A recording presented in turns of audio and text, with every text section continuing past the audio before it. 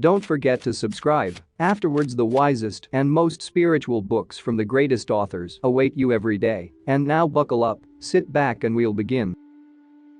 Helena Petrovna Blavatsky. The Secret Doctrine.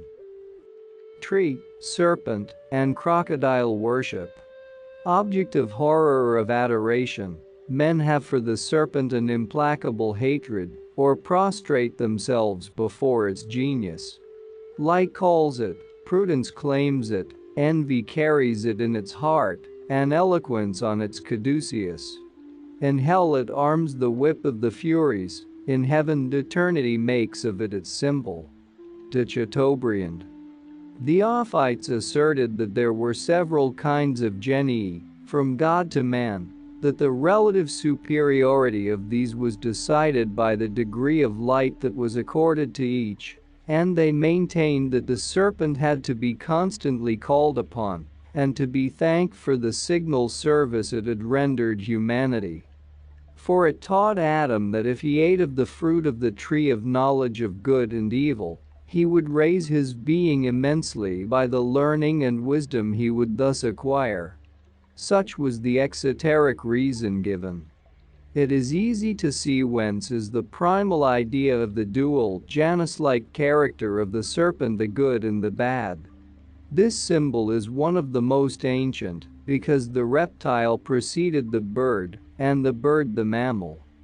Hence the belief, or rather the superstition, of the savage tribes who think that the souls of their ancestors live under this form, and the general association of the serpent with the tree.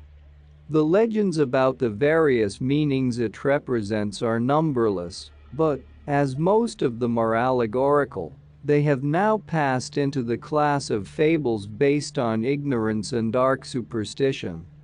For instance, when Philostratus narrates that the natives of India and Arabia fed on the heart and liver of serpents in order to learn the language of all the animals, the serpent being credited with that faculty, he certainly never meant his words to be accepted literally. As will be found more than once as we proceed, serpent and dragon were names given to the wise ones, the initiated adepts of olden times. It was their wisdom and their learning that were devoured or assimilated by their followers, whence the allegory. When the Scandinavian Sigurd is fabled to have roasted the heart of Fafnir, the dragon, whom he had slain, and thence to have become the wisest of men, the meaning is the same. Sigurd had become learned in the runes and magical charms. He had received the word from an initiate of the name of Fafnir, or from a sorcerer, after which the latter died, as do many, after passing the word. Epiphanius lets out a secret of the Gnostics in trying to expose their heresies. The Gnostic Ophites, he says, had a reason for honoring the serpent. It was because he taught the primeval men the mysteries. Verily so, but they did not have Adam and Eve in the garden in their minds when teaching this dogma, but simply that which is stated above. The Nagas of the Hindu and Tibetan adepts were human Nagas, serpents, not reptiles. Moreover, the serpent has ever been the type of consecutive or serial rejuvenation, of immortality and time. The numerous and extremely interesting readings, the interpretations and facts about serpent worship, given in Mr. Gerald Massey's Natural Genesis, are very ingenious and scientifically correct. But they are far from covering the whole of the meanings implied. They divulge only the astronomical and physiological mysteries, with the addition of some cosmic phenomena. On the lowest plane of materiality, the serpent was, no doubt, the great emblem of mystery in the mysteries, and was, very likely, adopted as a type of feminine pubescence, on account of its sloughing and self-renewal. It was so, however, only with regard to mysteries concerning terrestrial animal life, for as the symbol of reclothing and rebirth in the universal mysteries, its final phase, or shall we rather say its incipient and culminating phases, was not of this plane. These phases were generated in the pure realm of ideal light, and having accomplished the round of the whole cycle of adaptations and symbolism, the mysteries returned from whence they had come, into the essence of immaterial causality. They belong to the highest gnosis. And surely this could have never obtained its name and fame solely on account of its penetration into physiological and especially feminine functions. As a symbol, the serpent had as many aspects and occult meanings as the tree itself, the tree of life with which it was emblematically and almost indissolubly connected. Whether viewed as a metaphysical or a physical symbol, the tree and serpent, jointly or separately, have never been so degraded by antiquity as they are now, in this our age of the breaking of idols, not for truth's sake, but to glorify the most gross matter. The revelations and interpretations in General Forlong's Rivers of Life would have astounded the worshippers of the tree and serpent in the days of archaic Chaldean and Egyptian wisdom, and even the early Shaivas would have recoiled in horror at the theories and suggestions of the author of the said work. The notion of pain, night and Inman that the cross or Tao is simply a copy of the male organs in a triadic form is radically false, writes Mr. G. Massey, who proves what he says. But this is a statement that could be as justly applied to almost all the modern interpretations of ancient symbols. The Natural Genesis, a monumental work of research and thought, the most complete on that subject that has ever been published, covering as it does a wider field, and explaining much more than all the symbologists who have hitherto written, does not yet go beyond the psychotheistic stage of ancient thought. Nor were Pain, Night and Inman altogether wrong, except in entirely failing to see that their interpretations of the tree of life, as the cross and phallus, fitted the symbol only in the lowest and latest stage of the evolutionary development of the idea of the giver of life. It was the last and the grossest physical transformation of nature, in animal, insect, bird and even plant, for by Jung, creative magnetism, in the form of the attraction of contraries, or sexual polarization, acts in the constitution of reptile and bird as it does in that of man. Moreover, the modern symbologists and Orientalists, from first to last, being ignorant of the real mysteries revealed by occultism, can necessarily see but this last stage. If told that this mode of procreation, which the whole world of being has now in common on this earth, is but a passing phase, a physical means of furnishing the conditions to and producing the phenomena of life, and that it will alter with this and disappear with the next root race, they would laugh at such a superstitious and unscientific idea. But the most learned occultists assert this because they know it. The universe of living beings, of all those which procreate their species, is the living witness to the various modes of procreation in the evolution of animal and human species and races, and the naturalist ought to sense this truth intuitionally, even though he is yet unable to demonstrate it. How could he, indeed, with the present modes of thought? The landmarks of the archaic history of the past are few and scarce, and those that men of science come across are mistaken for finger posts of our little era.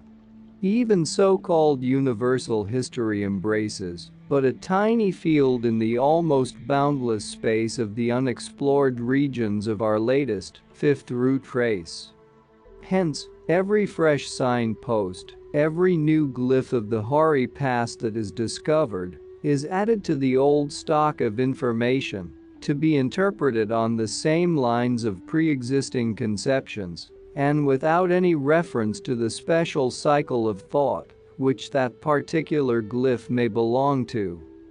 How can truth ever come to light if this method is never changed? Thus, in the beginning of their joint existence as a glyph of immortal being, the tree and serpent were divine imagery, truly. The tree was reversed, and its roots were generated in heaven, and grew out of the rootless root of all being. Its trunk grew and developed, crossing the planes of the pleroma. It shot out crossways its luxuriant branches, first on the plane of hardly differentiated matter, and then downward till they touched the terrestrial plane. Thus, the Ashvatha tree of life and being, whose destruction alone leads to immortality, is said in the Bhagavad Gita to grow with its roots above and its branches below. The roots represent the Supreme Being, or First Cause, the Logos, but one has to go beyond those roots to unite oneself with Krishna, who, says Arjuna, is greater than Brahman, and First Cause the indestructible, that which is not, and what is beyond them. Its boughs are Hiranyagarbha, Brahma or Brahman in its highest manifestations, say Shridhara Svaman and Madhusadana, the highest Dayan Chohans or Devas. The Vedas are its leaves. He only who goes beyond the roots shall never return, that is to say, shall reincarnate no more during this age of Brahma. It is only when its pure boughs had touched the terrestrial mud of the Garden of Eden, of our Adamic race, that this tree became soiled by the contact and lost its pristine purity, and that the serpent of eternity, the heaven-born Logos, was finally degraded. In days of old, of the divine dynasties on earth, the now dreaded reptile was regarded as the first beam of light that radiated from the abyss of divine mystery. Various were the forms which it was made to assume, and numerous the natural symbols adapted to it, as it crossed the eons of time. As from infinite time, Kala, itself, it fell into the space, and time evolved out of human speculation. These forms were cosmic and astronomical, theistic and pantheistic, abstract and concrete. They became in turn the polar dragon and the southern cross, the alpha draconis of the pyramid, and the Hindu-Buddhist dragon, which ever threatens, yet never swallows the sun during its eclipses. Till then, the tree remained evergreen, for it was sprinkled by the waters of life. The great dragon remained ever divine, so long as it was kept within the precincts of the sidereal fields. But the tree grew and its lower boughs at last touched the infernal regions of earth. Then the great serpent Nidhaghi, who devours the corpses of the evildoers in the hall of misery, human life, so soon as they are plunged into Virgelmer, the roaring cauldron of human passions, gnawed the reversed world tree. The worms of materiality covered the once healthy and mighty roots, and are now ascending higher and higher along the trunk, while the Midgard snake coiled at the bottom of the seas encircles the earth and, through its venomous breath, makes her powerless to defend herself. The dragons and serpents of antiquity are all seven-headed, one head for each race, and every head with 7 hairs on it, as the allegory has it. From Ananta, the serpent of eternity, which carries Vishnu through the Manvantara, from the original primordial Shesha, whose 7 heads become 1,000 heads in the Puranic fancy, down to the 7-headed Akkadian serpent. This typifies the 7 principles throughout nature and in man, the highest or middle head being the 7th. It is not of the Mosaic, Jewish Sabbath that Philo speaks, in his creation of the world, when saying that the world was completed according to the perfect nature of number 6. For when that reason nous which is wholly in accordance with the number 7, has entered the soul, the living body rather, the number 6 is thus arrested, and all the mortal things which that number makes. And again. Number 7 is the festival day of all the earth, the birthday of the world. I know not whether anyone would be able to celebrate the number 7 in adequate terms. 656. The author of the Natural Genesis thinks that the septenary of stars seen in the Great Bear, the Saptartius and seven-headed dragon, furnished a visible origin for the symbolic 7 of time above. The goddess of the 7 stars was the mother of time, as Kep, whence Kepti and Sebti for the 2 times and number 7. So this is the star of the 7 by name. Sevik, Cronus, the son of the goddess, has the name of the 7 or 7th. So has Sefik Abu, who builds the house on high, as wisdom, Sophia, built hers with 7 pillars.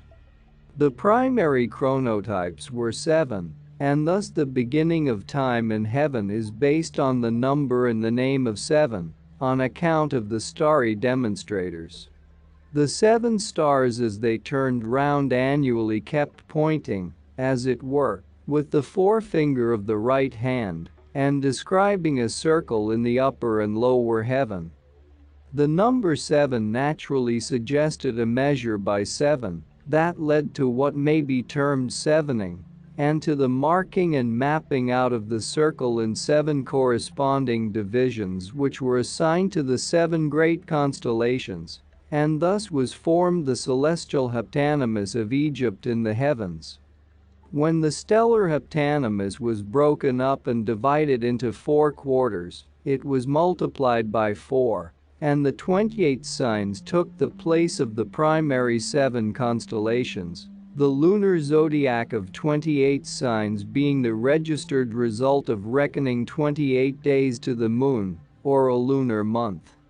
In the Chinese arrangement, the 4 sevens are given to 4 genii that preside over the 4 cardinal points, or rather the 7 northern constellations make up the Black Warrior, the 7 eastern, Chinese autumn, constitute the white tiger, the 7 southern are the vermilion bird, and the 7 western, called vernal, are the azure dragon. Each of these 4 spirits presides over its heptanymus during 1 lunar week.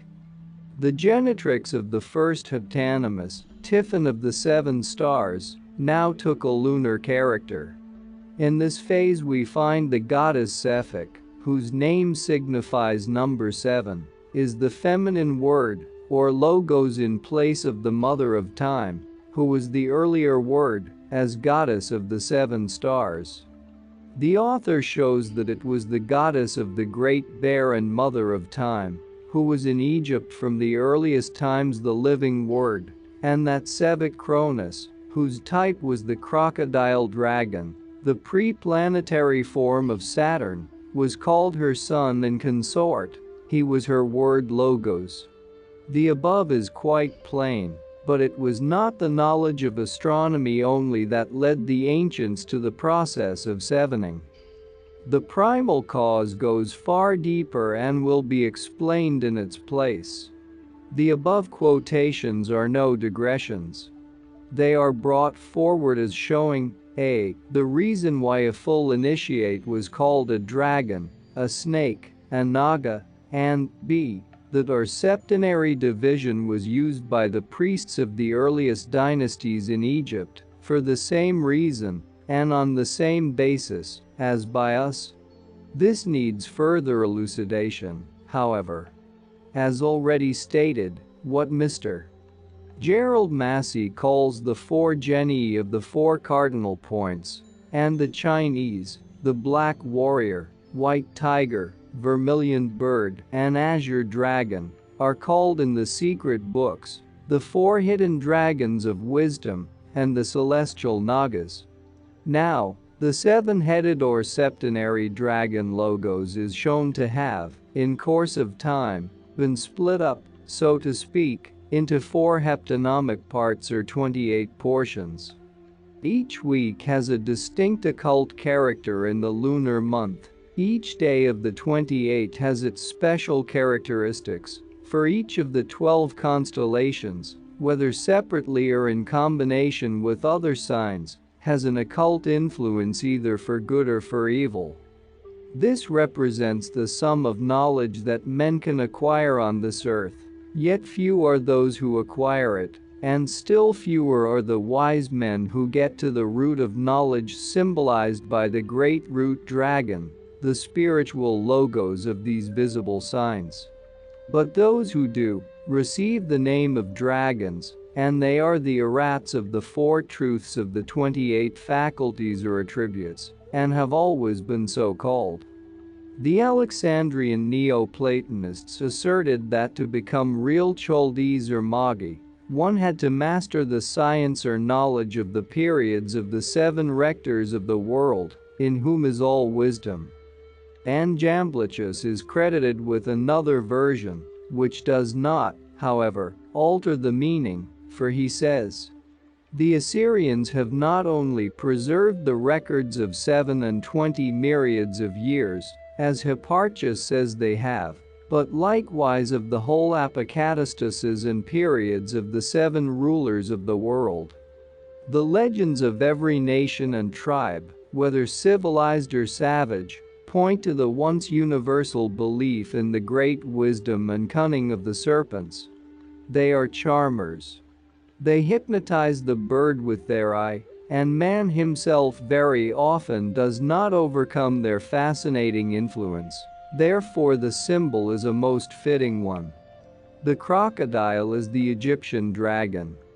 It was the dual symbol of heaven and earth, of sun and moon, and was made sacred, in consequence of its amphibious nature, to Osiris and Isis. According to Eusebius, the Egyptians represented the sun in a ship as its pilot, this ship being carried along by a crocodile, to show the motion of the sun in the moist space. The crocodile was, moreover, the symbol of Lower Egypt herself, the lower being the more swampy of the two countries. The alchemists claim another interpretation. They say that the symbol of the sun in the ship on the ether of space meant that the hermetic matter is the principle, or basis, of gold, or again the philosophical sun, the water, within which the crocodile is swimming, is that water, or matter, made liquid, the ship herself, finally, representing the vessel of nature, in which the sun, or the sulfuric, igneous principle, acts as a pilot. Because it is the sun which conducts the work by his action upon the moisture mercury. The above is only for the alchemists. The serpent became the type and symbol of evil, and of the devil, only during the Middle Ages. The early Christians as well as the Ophite Gnostics had their dual logos. The good and the bad serpent, the agathodaemon and the cacodaemon. This is demonstrated by the writings of Marcus, Valentinus, and many others, and especially in Pistis Sophia, certainly, a document of the earliest centuries of Christianity.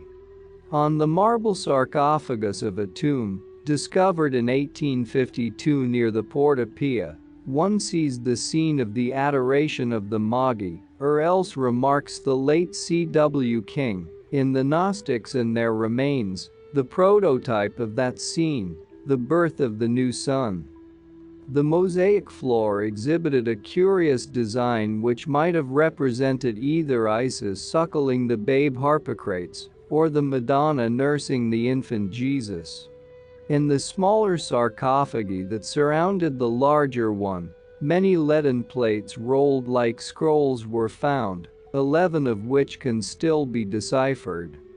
The contents of these ought to be regarded as final proof of a much vexed question, for they show that either the early Christians, up to the 5th century, were bona fide pagans, or that dogmatic Christianity was borrowed wholesale and passed in full into the Christian church, sun, tree, serpent, crocodile and all. On the first is seen Anubis holding out a scroll, at his feet are 2 female busts. Below all are 2 serpents entwined about a corpse swathed up like a mummy. In the second scroll is Anubis, holding out a cross, the sign of life. Under his feet lies the corpse encircled in the numerous folds of a huge serpent, the Agathodaemon, guardian of the deceased. In the third scroll the same Anubis bears on his arm an oblong object, held so as to convert the outline of the figure into a complete Latin cross. At the god's foot is a rhomboid, the Egyptian egg of the world, towards which crawls a serpent coiled into a circle. Under the busts is the letter, repeated 7 times in a line, reminding one of the names.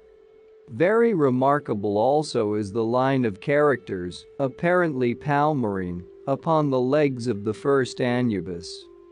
As for the figure of the serpent, supposing these talismans to emanate not from the Isiac, but the newer Ophite creed, it may well stand for that true and perfect serpent, who leads forth the souls of all that put their trust in him out of the Egypt of the body, and through the Red Sea of death into the land of promise, saving them on their way from the serpents of the wilderness, that is, from the rulers of the stars.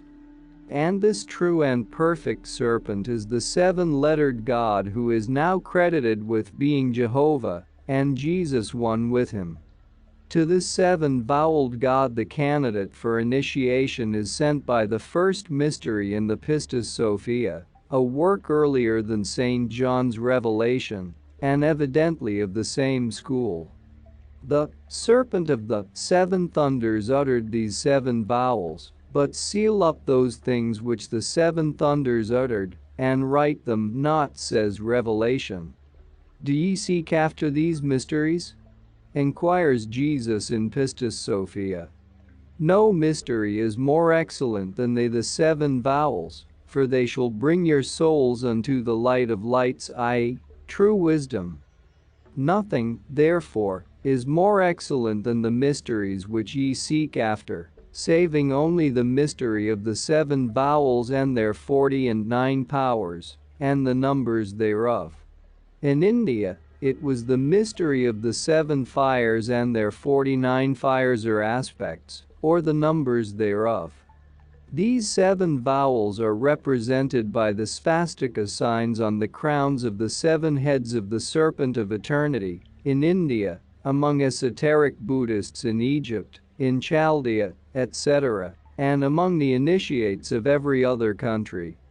They are the 7 zones of post-mortem ascent, in the Hermetic writings, in each of which the mortal leaves one of his souls, or principles, until arrived on the plane above all zones, he remains as the great formless serpent of absolute wisdom, or the deity itself. The 7-headed serpent has more than one signification in the arcane teachings. It is the 7-headed Draco, each of whose heads is a star of the lesser bear, but it was also, and preeminently, the serpent of darkness, inconceivable and incomprehensible, whose 7 heads were the 7 logoi, the reflections of the One, and first manifested like the universal logos. Demon est Deus inversus. This symbolical sentence, in its many-sided forms, is certainly most dangerous and iconoclastic in the face of all the dualistic later religions, or rather theologies, and especially so in the light of Christianity. Yet it is neither just nor correct to say that it is Christianity which has conceived and brought forth Satan. As an adversary, the opposing power required by the equilibrium and harmony of things in nature, as shadow is required to make still brighter the 8, as night to bring into greater relief the day, and as cold to make one appreciate the more the comfort of heat, so has Satan ever existed. Homogeneity is one and indivisible. But if the homogeneous one and absolute is no mere figure of speech, and if heterogeneity, in its dualistic aspect, is its offspring, its bifurcous shadow or reflection, then even that divine homogeneity must contain in itself the essence of both good and evil. If God is absolute, infinite, and the universal root of all and everything in nature and its universe, whence comes evil or devil, if not from the same golden womb of the Absolute. Thus we are forced either to accept the emanation of good and evil, of agathodaman and cacodaman, as offshoots from the same trunk of the tree of being, or to resign ourselves to the absurdity of believing in two eternal absolutes. Having to trace the origin of the idea to the very beginnings of the human mind, it is but just, meanwhile, to give his due even to the proverbial devil. Antiquity knew of no isolated, thoroughly and absolutely bad god of evil. Pagan thought represented good and evil as twin brothers, born from the same mother nature. So soon as that thought ceased to be archaic, wisdom passed into philosophy. In the beginning, the symbols of good and evil were mere abstractions, light and darkness. Later their types were chosen among the most natural and ever-recurrent periodical, cosmic phenomena, the day and night, or the sun and moon. Then the hosts of the solar and lunar deities were made to represent them, and the dragon of darkness was contrasted with the dragon of light. The host of Satan is a son of God, no less than the host of the Bnei Alham, the children of God, who came to present themselves before the Lord their Father. The sons of God become the fallen angels only after perceiving that the daughters of men were fair. In the Indian philosophy, the Suras are among the earliest and the brightest gods, and become Asuras only when dethroned by Brahmanical fancy. Satan never assumed an anthropomorphic individualized shape until the creation by man of a one living personal God had been accomplished, and then merely as a matter of prime necessity. A screen was needed, a scapegoat to explain the cruelty, blunders, and but too evident injustice perpetrated by him for whom absolute perfection, mercy and goodness were claimed. This was the first karmic effect of abandoning a philosophical and logical pantheism to build, as a prop for lazy man, a merciful Father in heaven, whose daily and hourly actions, as natura naturans, the comely mother, but stone-cold belie the assumption. This led to the primal twins, Osiris Tifon, or Mizraim, and finally Cain Abel in the tutti quanti of contraries.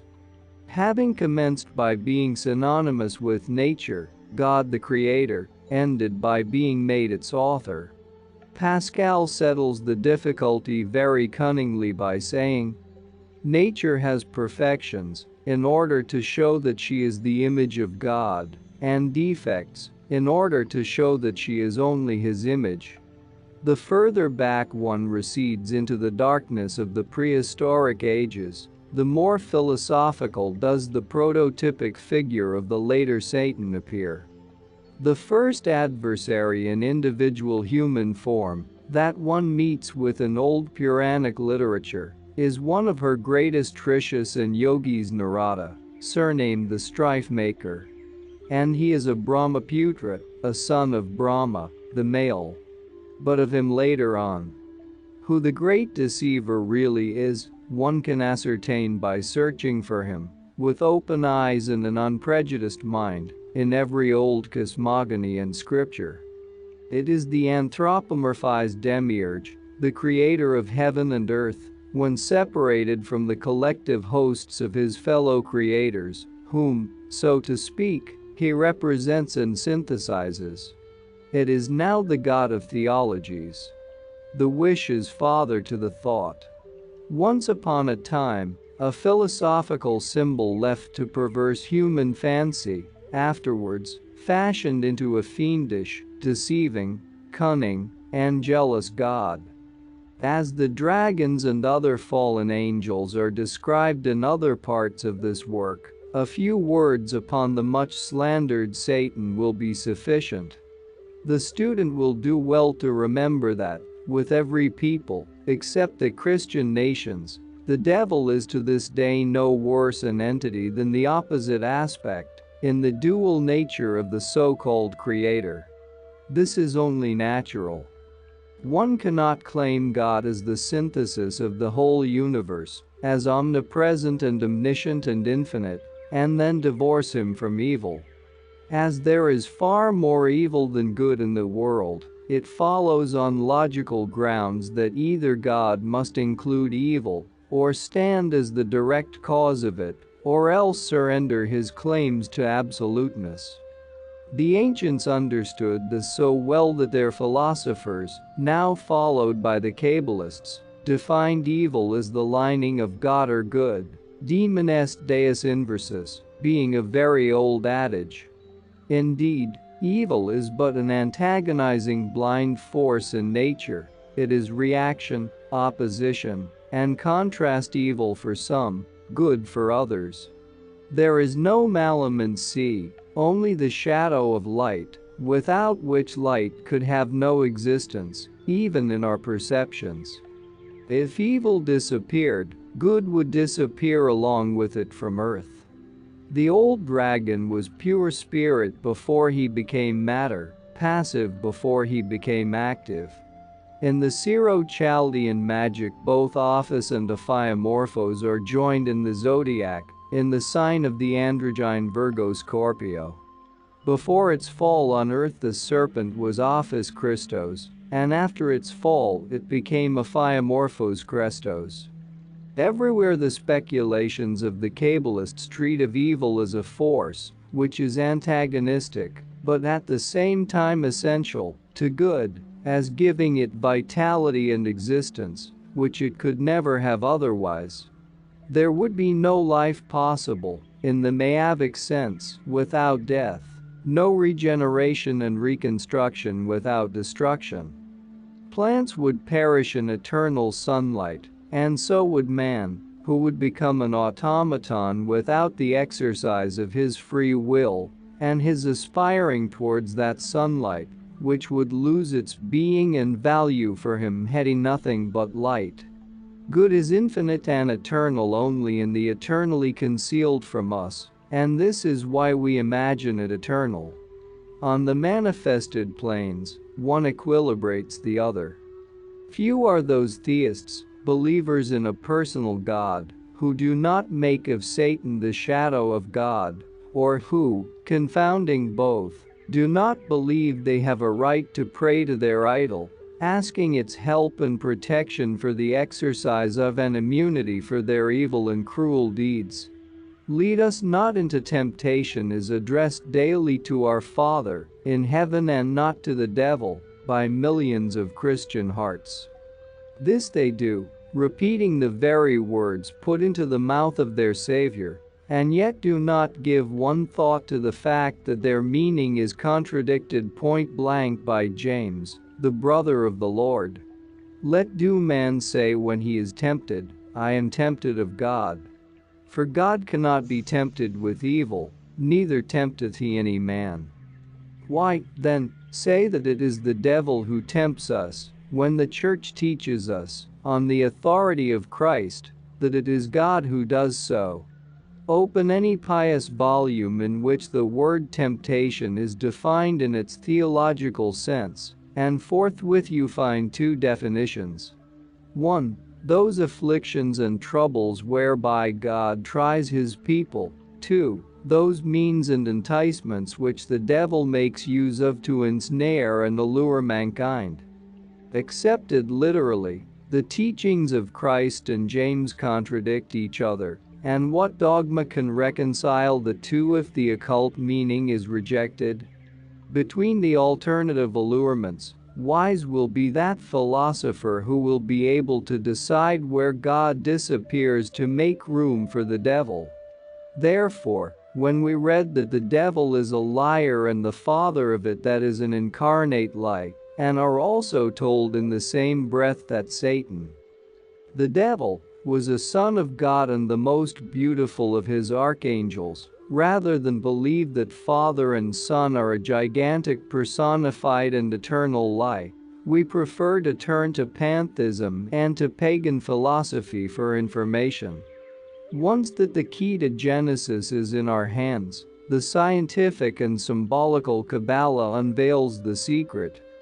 The great serpent of the Garden of Eden and the Lord God are identical, and so are Jehovah and Cain. That Cain, who is referred to in theology as the murderer and the liar to God.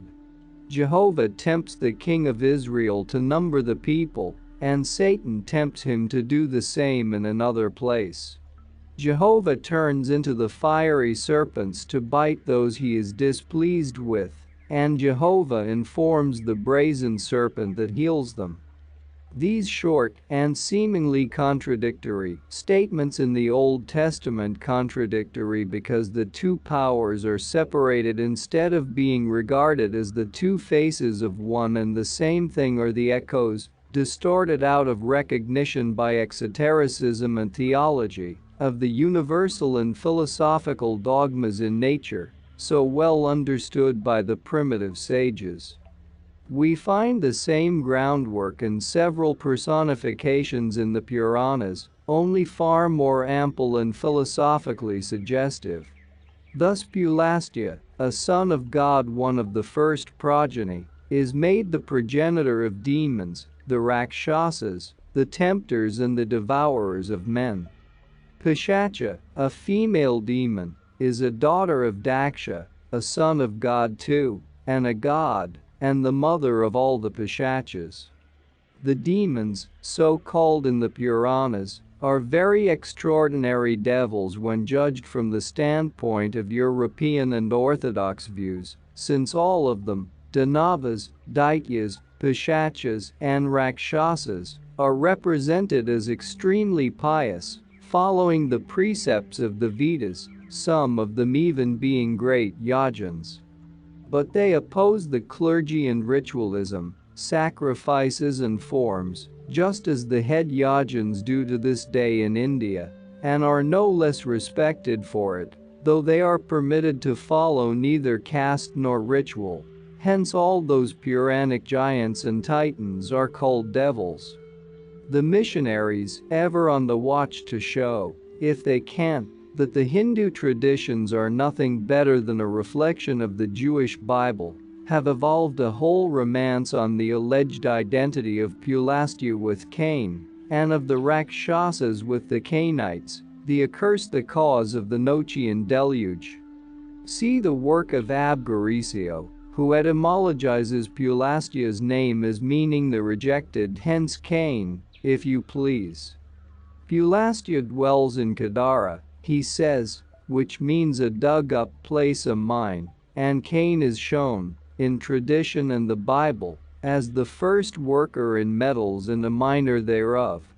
While it is very probable that the Gibram, or giants, of the Bible are the Rakshasas of the Hindus, it is still more certain that both are Atlanteans and belong to the submerged races.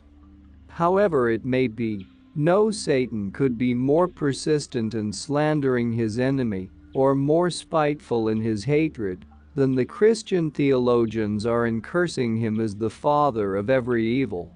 Compare their vituperation and their opinions about the devil with the philosophical views of the Puranic sages and their Christ-like mansuetude. When Parashara, whose father was devoured by a Rakshasa, was preparing himself to destroy, by magic arts, the whole race, his grandsire, Vasishtha, after showing the irate sage, on his own confession, that there is evil in karma, but no evil spirits, speaks the following suggestive words. Let thy wrath be appeased. The Rakshasas are not culpable. Thy father's death was the work of destiny karma. Anger is the passion of fools, it becometh not a wise man. By whom, it may be asked, is any one killed?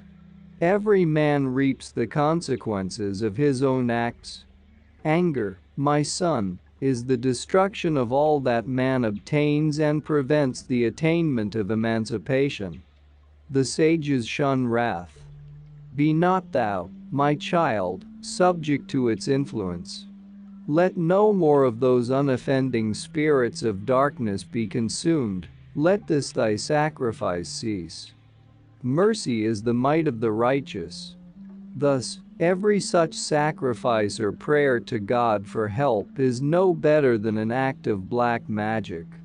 That which Parashara prayed for was the destruction of the spirits of darkness for his personal revenge. He is called a pagan, and the Christians have doomed him, as such, to eternal hell. Yet, in what respect is the prayer of sovereigns and generals, who pray before every battle for the destruction of their enemy, any better?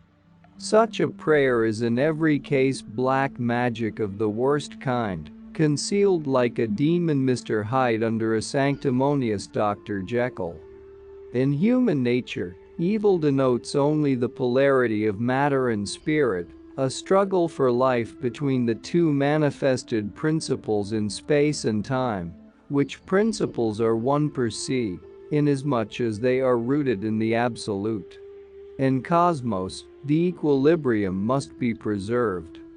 The operations of the two contraries produce harmony, like the centripetal and centrifugal forces, which, being mutually interdependent, are necessary to each other in order that both should live.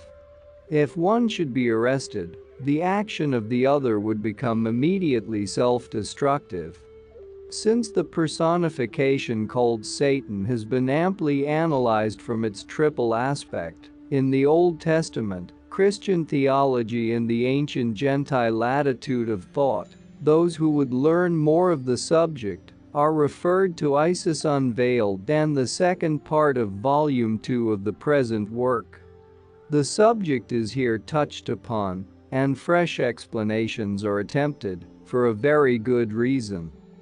Before we can approach the evolution of physical and divine man, we have first to master the idea of cyclic evolution, to acquaint ourselves with the philosophies and beliefs of the four races which preceded our present race, and to learn what were the ideas of those titans and giants, verily, mentally, as well as physically. The whole of antiquity was imbued with that philosophy which teaches the involution of spirit into matter, the progressive, downward cyclic descent, or active, self-conscious evolution. The Alexandrian Gnostics have sufficiently divulged the secrets of initiations, and their records are full of the falling down of the eons, in their double qualification of angelic beings and periods, the one the natural evolution of the other. On the other hand, Oriental traditions on both sides of the black water, the oceans, that separate the two Easts, are equally full of allegories about the downfall of the pleroma, or that of the gods and devas. One and all, they allegorized and explained the fall as the desire to learn and acquire knowledge, the desire to know. This is the natural sequence of mental evolution, the spiritual becoming transmuted into the material or physical. The same law of descent into materiality and of reascent into spirituality asserted itself during the Christian era, the reaction having only stopped just now in our own special sub-race. That which was allegorized in Pymander, perhaps 10 millenniums ago, for a triune mode of interpretation, and intended for a record of an astronomical, anthropological, and even alchemical fact, namely, the allegory of the 7 rectors breaking through the 7 circles of fire, was dwarfed into one material and anthropomorphic interpretation: the rebellion and fall of the angels. The multivocal, profoundly philosophical narrative, under its poetical form of the marriage of heaven with earth, the love of nature for divine form, and the heavenly man, enraptured with his own beauty mirrored in nature, that is to say, spirit attracted into matter, has now become, under theological handling, the 7 rectors disobeying Jehovah, self-admiration, generating satanic pride, followed by their fall. Jehovah permitting no worship to be lost save upon himself.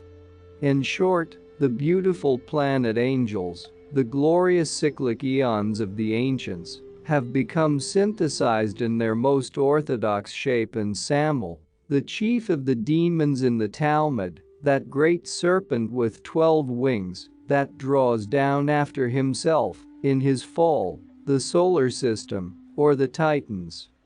But Schemel, the alter ego and the Sabian type of Samuel in his philosophical and esoteric aspect, meant the year in its astrological evil aspect, with its 12 months or wings of unavoidable evils, in nature. In esoteric theogony, both Schemel and Samuel represented a particular divinity. With the Kabbalists, they are the spirit of the earth, the personal God that governs it, and therefore de facto identical with Jehovah. For the Talmudists themselves admit that Samuel is a god name of one of the 7 Elohim. The Kabbalists, moreover, show the two, Schemel and Samuel, as a symbolical form of Saturn, Cronus, the 12 wings standing for the 12 months, and the symbol in its collectivity representing a racial cycle. Jehovah and Saturn are also glyphically identical. This leads, in its turn, to a very curious deduction from a Roman Catholic dogma. Many renowned writers belonging to the Latin Church admit that a difference exists, and should be made, between the Uranian Titans, the antediluvian giants, who were also Titans, and those post-diluvian giants, in whom the Roman Catholics persist in seeing the descendants of the mythical Ham. In clearer words, there is a difference to be made between the cosmic primordial opposing forces, guided by cyclic law, the Atlantean human giants, and the post-diluvian great adepts, whether of the right or the left hand. At the same time, they show that Michael, the generalissimo of the fighting celestial host, the bodyguard of Jehovah as it would seem, according to de Merville, is also a Titan, only with the adjective of divine before the cognomen. Thus those Uranides who are called everywhere divine Titans and who, having rebelled against Cronus or Saturn, are therefore also shown to be the enemies of Samuel, also one of the Elohim, and synonymous with Jehovah in his collectivity, are identical with Michael and his host. In short, the roles are reversed, all the combatants are confused, and no student is able to distinguish clearly which is which. Esoteric explanation may, however, bring some order into this confusion, in which Jehovah becomes Saturn, and Michael and his army, Satan and the rebellious angels, owing to the indiscreet endeavors of the two faithful zealots to see a devil in every pagan god. The true meaning is far more philosophical, and the legend of the first fall of the angels assumes a scientific coloring when correctly understood.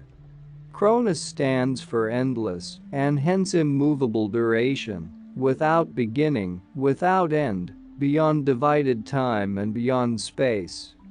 Those angels, genii, or devas, who were born to act in space and time, that is, to break through the 7 circles of the super-spiritual planes into the phenomenal, or circumscribed super-terrestrial regions, are said allegorically to have rebelled against Cronus and fought the lion who was then the one living and highest god.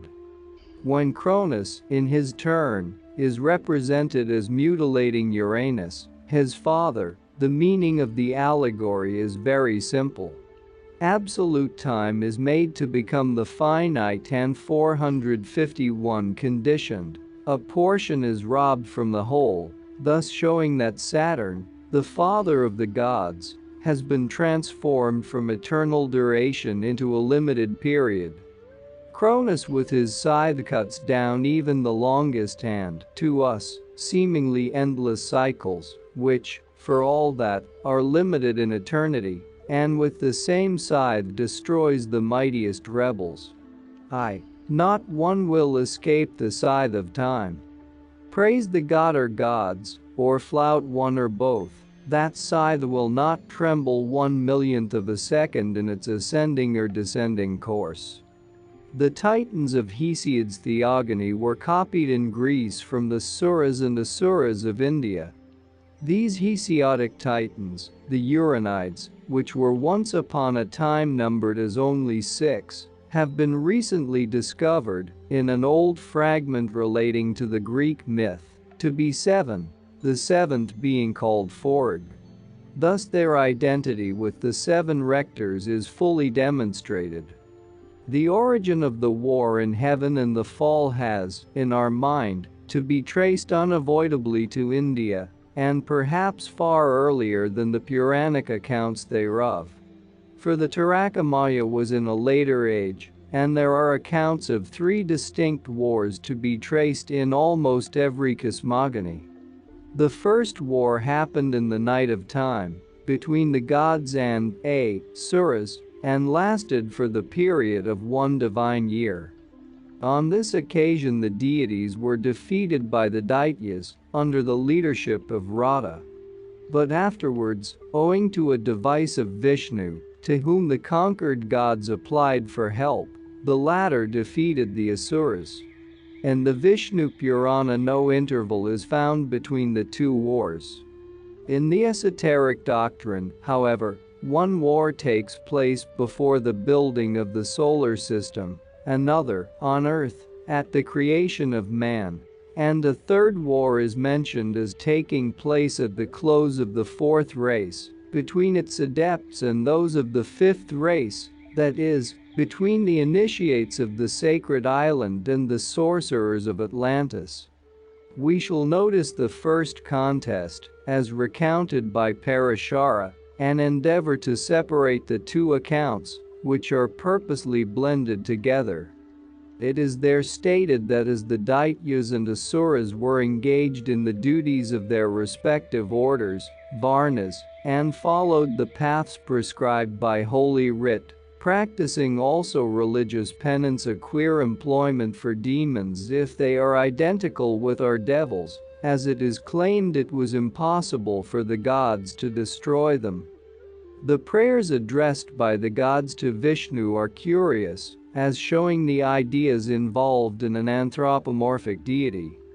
Having, after their defeat, fled to the northern shore of the Milky Ocean, Atlantic Ocean, the discomfited gods addressed many supplications to the first of beings, the divine Vishnu, and among others the following: Glory to thee, who art one with the saints, whose perfect nature is ever blessed, and traverses, unobstructed, all permeable elements.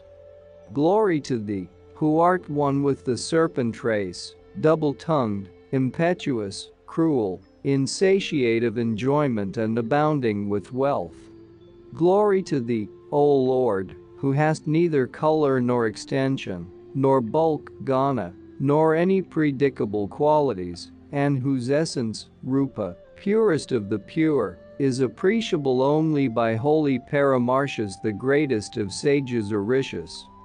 We bow to thee, in the nature of Brahma, uncreated, undecaying, Avyaya, who art in our bodies, and in all other bodies, and in all living creatures, and beside whom nothing exists.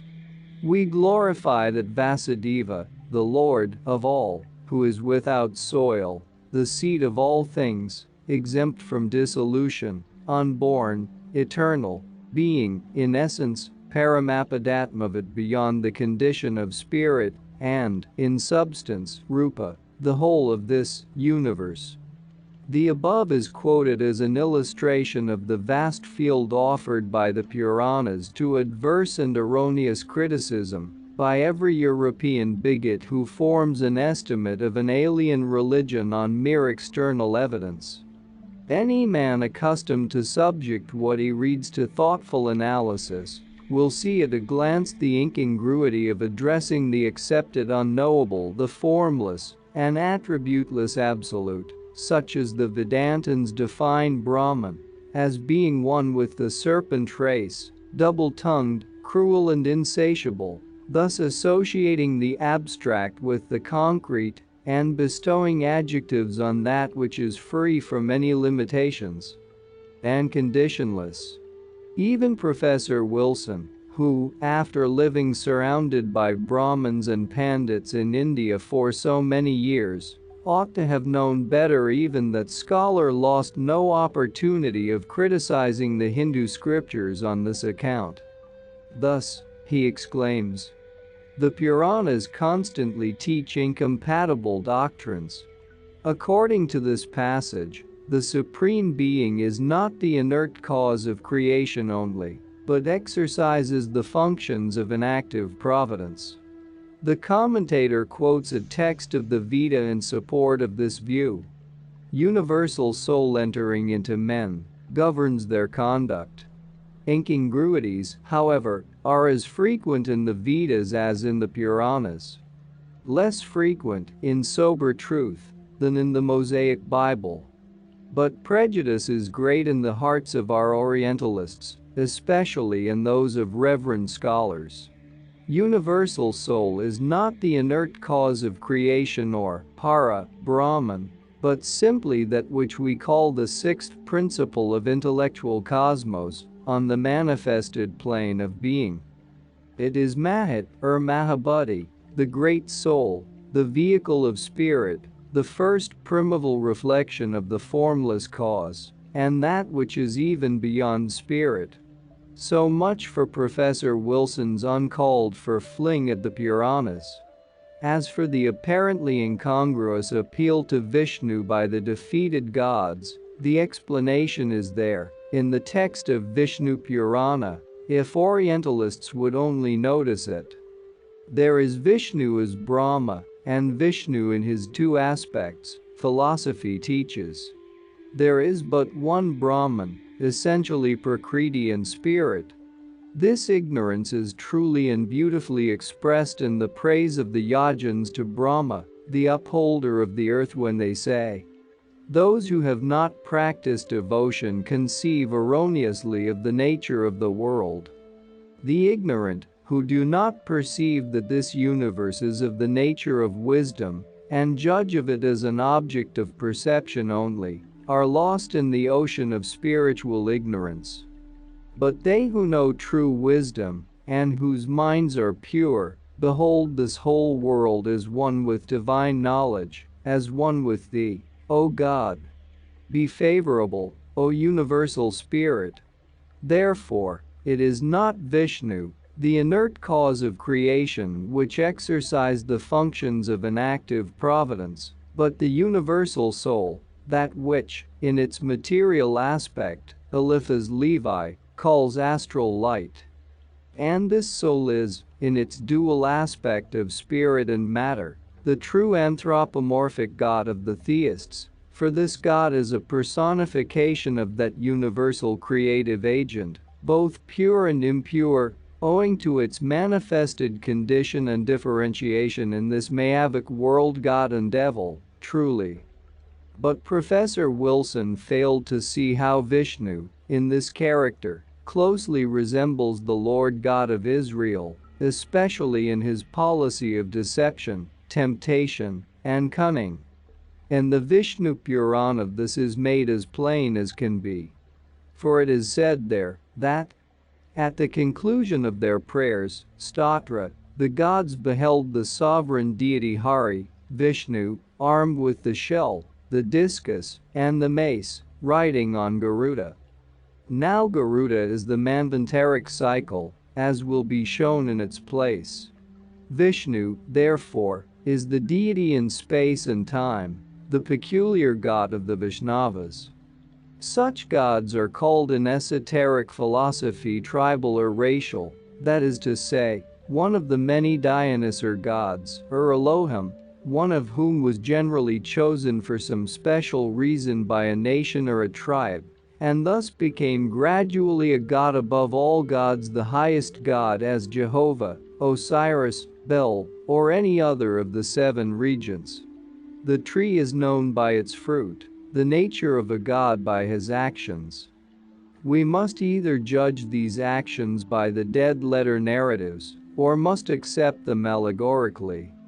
If we compare the two, Vishnu, as the defender and champion of the defeated gods, and Jehovah, the defender and champion of the chosen people, so called by antiphrasis, no doubt, as it is the Jews who had chosen that jealous God, we shall find that both used deceit and cunning. They do so on the principle of the end justifying the means, in order to have the best of their respective opponents and foes, the demons. Thus, while, according to the Kabbalists, Jehovah assumes the shape of the tempting serpent in the Garden of Eden, sends Satan with a special mission to tempt Job, harasses and wearies Pharaoh with Sarai, Abraham's wife, and hardens another Pharaoh's heart against Moses, lest there should be no opportunity for plaguing his victims with great plagues. Vishnu is made in his Purana to resort to a trick no less unworthy of any respectable god. The defeated gods addressed Vishnu as follows: "Have compassion upon us, O Lord, and protect us, who have come to thee for succor from the Daityas, demons. They have seized upon the three worlds, and appropriated the offerings which are our portion, taking care not to transgress the precepts of the Veda. Although we, as well as they, are parts of the engaged as they are in the paths prescribed by the Holy Writ, it is impossible for us to destroy them. Do thou, whose wisdom is immeasurable, Amayatman, instruct us in some device by which we may be able to exterminate the enemies of the gods." When the mighty Vishnu heard their request, he emitted from his body an illusory form, Mayamoha, the deluder by illusion, which he gave to the gods, and thus spake: "This Mayamoha shall wholly beguile the Daityas, so that, being led astray from the path of the Vedas, they may be put to death. Go then and fear not. Let this delusive vision precede you. It shall this day be of great service unto you, O gods." After this, the great delusion, Mayamoha, having proceeded to earth, beheld the Daityas, engaged in ascetic penances, and approaching them, in the semblance of a Digambara, naked mendicant, with his head shaven, he thus addressed them, in gentle accents: "Ho, lords of the Daitya race! Wherefore is it that you practice these acts of penances?" Finally the Daityas were seduced by the wily talk of Mayamoha, as Eve was seduced by the advice of the serpent. They became apostates to the Vedas. As Dr. Muir translates the passage, the great deceiver, practicing illusion, next beguiled other Daityas by means of many other sorts of heresy. In a very short time, these asuras, Daityas, deluded by the deceiver who was Vishnu, abandoned the entire system founded on the ordinances of the triple Veda. Some reviled the Vedas, others, the ceremonial of sacrifice, and others, the Brahmins. "This," they exclaimed, "is a doctrine which will not bear discussion. The slaughter of animals in sacrifice is not conducive to religious merit. To say that oblations of butter consumed in the fire produce any future reward is the assertion of a child. If it be a fact that a beast slain in sacrifice is exalted to heaven, why does not the worshipper slaughter his own father? Infallible utterances do not, great asuras, fall from the skies. It is only assertions founded on reasoning that are accepted by me and by other intelligent persons like yourselves." Thus by numerous methods the Daityas were unsettled by the great deceiver reason. When the Daityas had entered on the path of error, the deities mustered all their energies and approached to battle.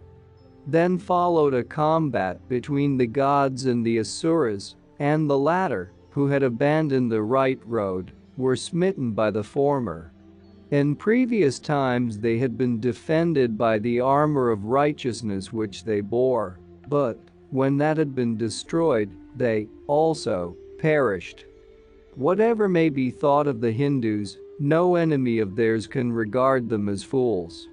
A people whose holy men and sages have left to the world the greatest and most sublime philosophies that ever emanated from the minds of men, must have known the difference between right and wrong.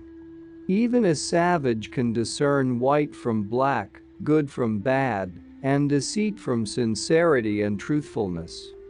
Those who had narrated this event in the biography of their god must have seen that in this case, it was that god who was the arch-deceiver, and the Daityas, who never transgressed the precepts of the Vedas, who had the sunny side in the transaction, and who were the true gods. Thence there must have been, and there is a secret meaning hidden under this allegory. In no class of society, in no nation, are deceit and craft considered as divine virtues except perhaps in the clerical classes of theologians and modern Jesuitism. The Vishnu Purana, like all other works of this kind, passed at a later period into the hands of the temple Brahmins, and the old MSS have, no doubt, been further tampered with by sectarians. But there was a time when the Puranas were esoteric works, and so they are still for the initiates who can read them with the key that is in their possession. Whether the Brahmin initiates will ever give out the full meaning of these allegories is a question with which the writer is not concerned. The present object is to show that, while honoring the creative powers in their multiple forms, no philosopher could have, or ever has, accepted the allegory for its true spirit, except, perhaps, some philosophers belonging to the present superior and civilized Christian races. For, as shown, Jehovah is not one whit the superior of Vishnu on the plane of ethics. This is why the occultists, and even some Kabbalists, whether or not they regard those creative forces as living and conscious entities and one does not see why they should not be so accepted, will never confuse the cause with the effect, and accept the spirit of the earth for Parabrahman, or Ein Sof. At all events they know well the true nature of what was called by the Greeks Father Ether, Jupiter Titan, etc. They know that the soul of the astral light is divine, and its body the light waves on the lower planes infernal.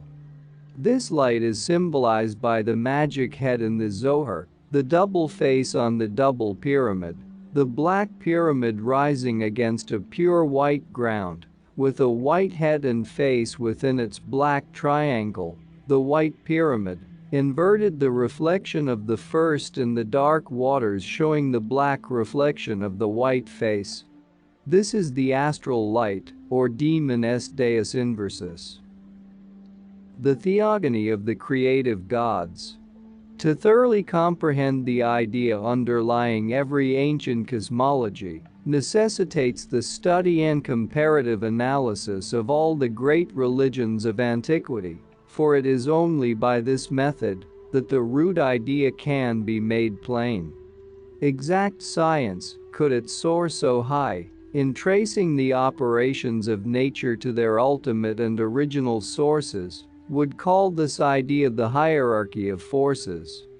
The original, transcendental and philosophical conception was one.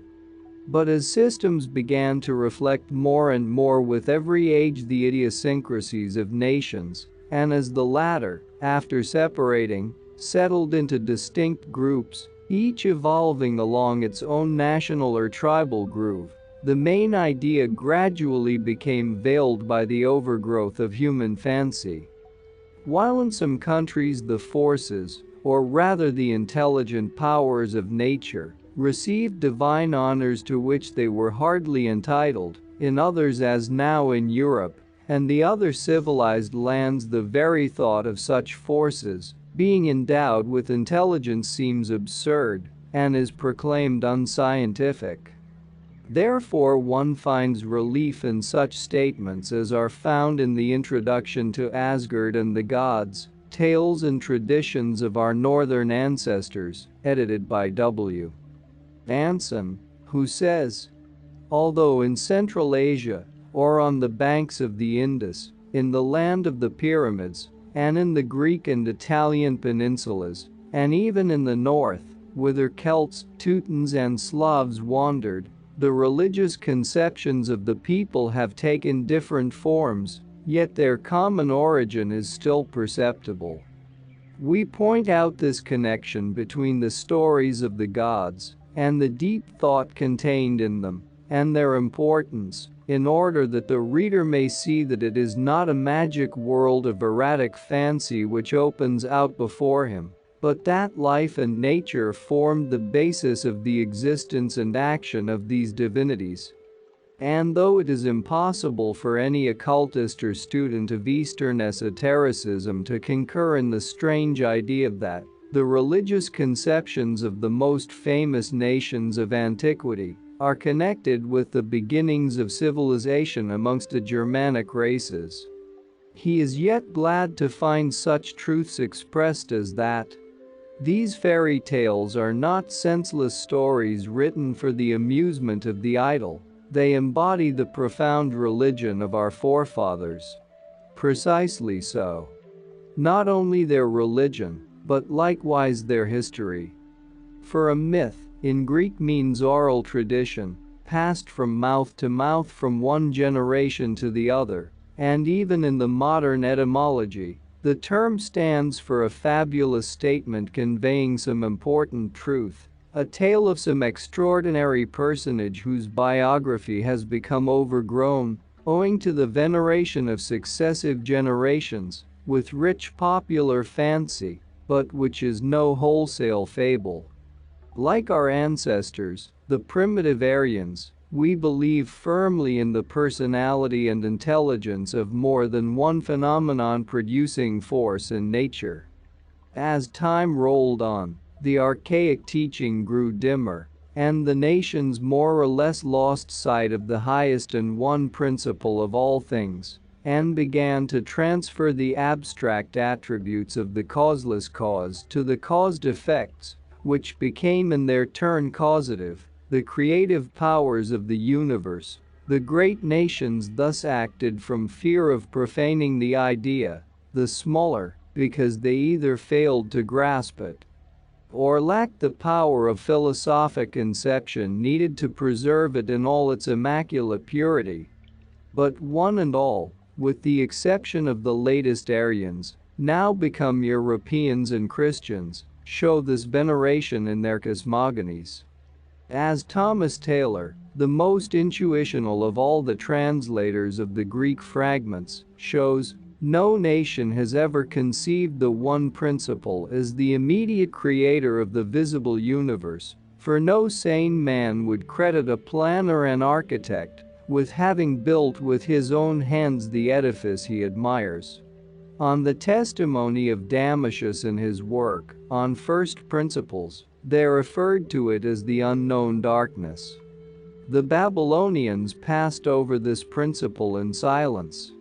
To that God, says Porphyry, in his unabstinence, who is above all things, neither external speech ought to be addressed, nor yet that which is inward. Hesiod begins his theogony with the words, chaos of all things was the first produced, thus allowing the inference that its cause or producer must be passed over in reverential silence. Homer in his poems ascends no higher than night, which he represents Zeus as reverencing. According to all the ancient theologists and the doctrines of Pythagoras and Plato, Zeus, or the immediate artificer of the universe, is not the highest god, any more than Sir Christopher Wren in his physical human aspect is the mind in him which produced his great works of art. Homer, therefore, is not only silent with respect to the first principle, but likewise with respect to those two principles immediately posterior to the first, the ether and chaos of Orpheus and Hesiod, and the bound and infinity of Pythagoras and Plato. Proclus says of this highest principle that it is the unity of unities, and beyond the first aditta more ineffable than all silence, and more occult than all essence concealed amidst the intelligible gods. To what was written by Thomas Taylor in 1797, namely, that the Jews appear to have ascended no higher than the immediate artificer of the universe as Moses introduces a darkness on the face of the deep, without even insinuating that there was any cause of its existence, one might add something more. Never have the Jews in their Bible, a purely esoteric, symbolical work, so profoundly degraded their metaphorical deity as have the Christians, by accepting Jehovah as their one living yet personal God. This first, or rather one, principle was called the circle of heaven, symbolized by the hierogram of a point within a circular equilateral triangle, the point being the Logos. Thus, in the Rig Veda, wherein Brahma is not even named, cosmogony is preluded with the Hiranyagarbha, the golden egg, and Prajapati, later on Brahma, from whom emanate all the hierarchies of creators. The monad, or point, is the original and is the unit from which follows the entire numeral system. This point is the first cause, but that from which it emanates, or of which, rather, it is the expression, the Logos, is passed over in silence. In its turn, the universal symbol, the point within the circle, was not yet the architect, but the cause of that architect, and the latter stood to it in precisely the same relation as the point itself stood to the circumference of the circle, which cannot be defined, according to Hermes Trismegistus. Porphyry shows that the monad and the duad of Pythagoras are identical with Plato's infinite and finite, in Philebus, or what Plato calls the and. It is the latter only, the mother, which is substantial, the former being the cause of all unity and measure of all things, the duad, Mulaprakriti, the veil of Parabrahman, being thus shown to be the mother of the Logos, and, at the same time, his daughter, that is to say, the object of his perception, the produced producer, and the secondary cause of it. With Pythagoras, the monad returns into silence and darkness as soon as it has evolved the triad, from which emanate the remaining 7 numbers of the 10 numbers which are at the base of the manifested universe. In the Norse cosmogony it is again the same. In the beginning was a great abyss, chaos, neither day nor night existed.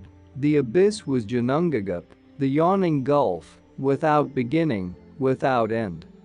All-Father, the uncreated, the unseen, dwelt in the depth of the abyss, space, and willed, and what was willed came into being. As in the Hindu cosmogony, the evolution of the universe is divided into 2 acts, which are called in India the Prakriti and Padma creations. Before the warm rays pouring from the home of brightness awaken life in the great waters of space, the elements of the first creation come into view, and from them is formed the giant Emer, or Gelmer, literally, seething clay, primordial matter differentiated from chaos. Then comes the cow Adumla, the nourisher, from whom is born Buri, the producer, whose son born by Bestla, the daughter of the frost giants, the sons of Emer, had 3 sons, Aten, Willi and Wi, her spirit, will, and holiness. This was when darkness still reigned throughout space, when the Aces, the creative powers, or Dayan Chohans, were not yet evolved, and the Yggdrasil, the tree of the universe of time and of life, had not yet grown, and there was, as yet, no Walhalla, or Hall of Heroes.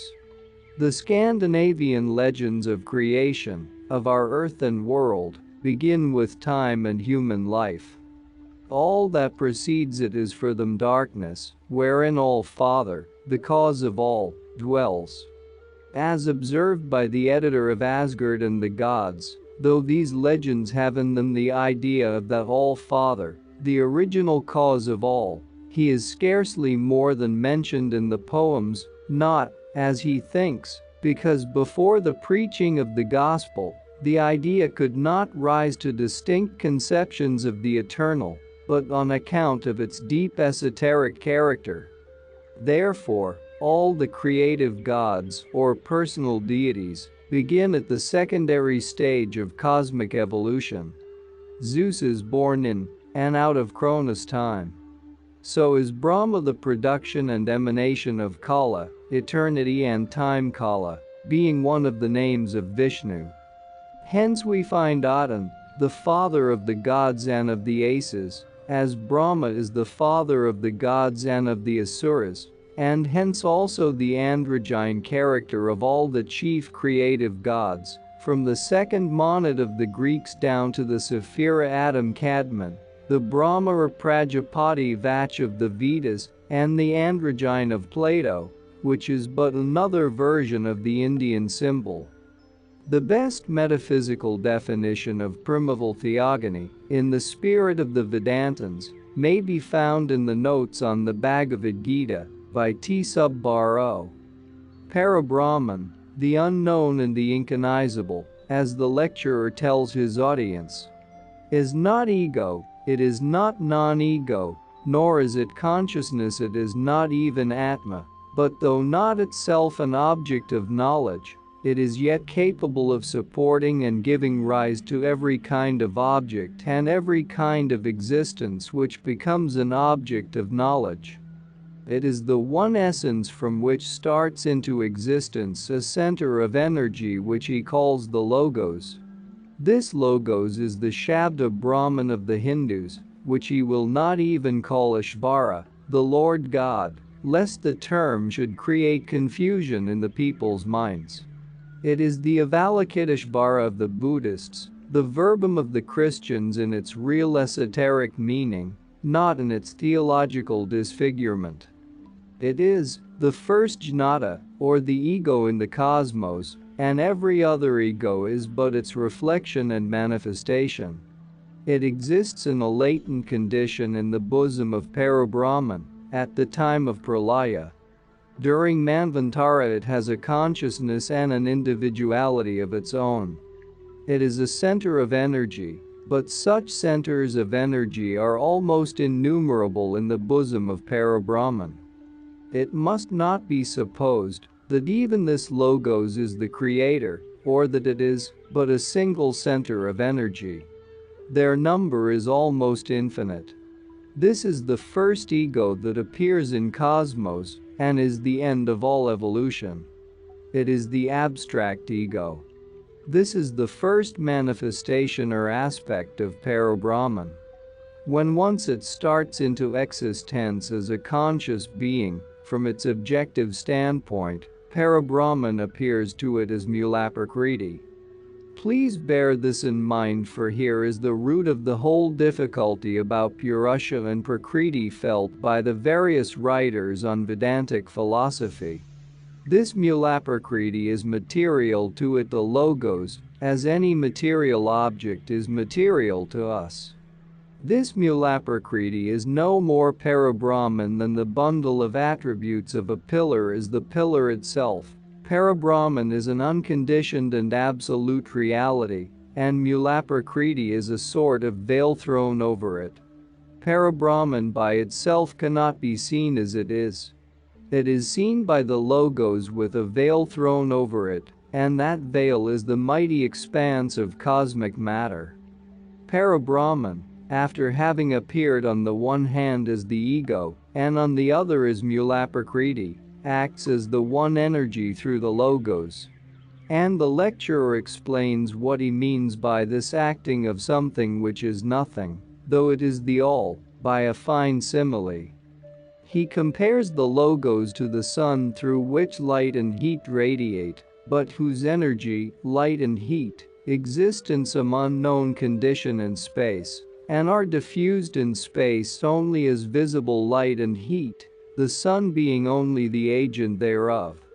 This is the first triadic hypostasis. The quaternary is made up by the energizing light shed by the logos. The Hebrew Kabbalists stated it in a manner which is esoterically identical with the Vedantic. Ein Sof, they taught, could not be comprehended, could not be located, nor named, though the causeless cause of all. Hence its name, Ein Sof, is a term of negation, the inscrutable, the incognizable, and the unnameable. They made of it, therefore, a boundless circle, a sphere, of which human intellect, with the utmost stretch, could only perceive the vault. In the words of one who has unriddled much in the Kabbalistical system most thoroughly, in one of its meanings, in its numerical and geometrical esotericism, close your eyes, and from your own consciousness of perception try and think outward to the extremest limits in every direction.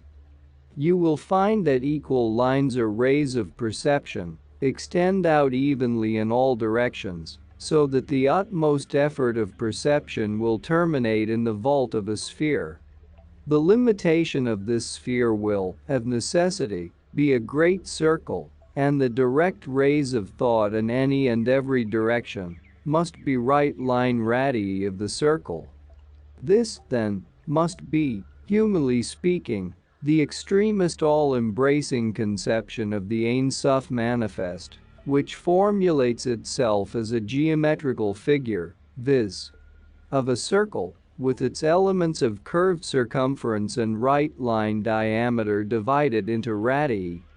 Hence, a geometrical shape is the first recognizable means of connection between the Ein Sof and the intelligence of man.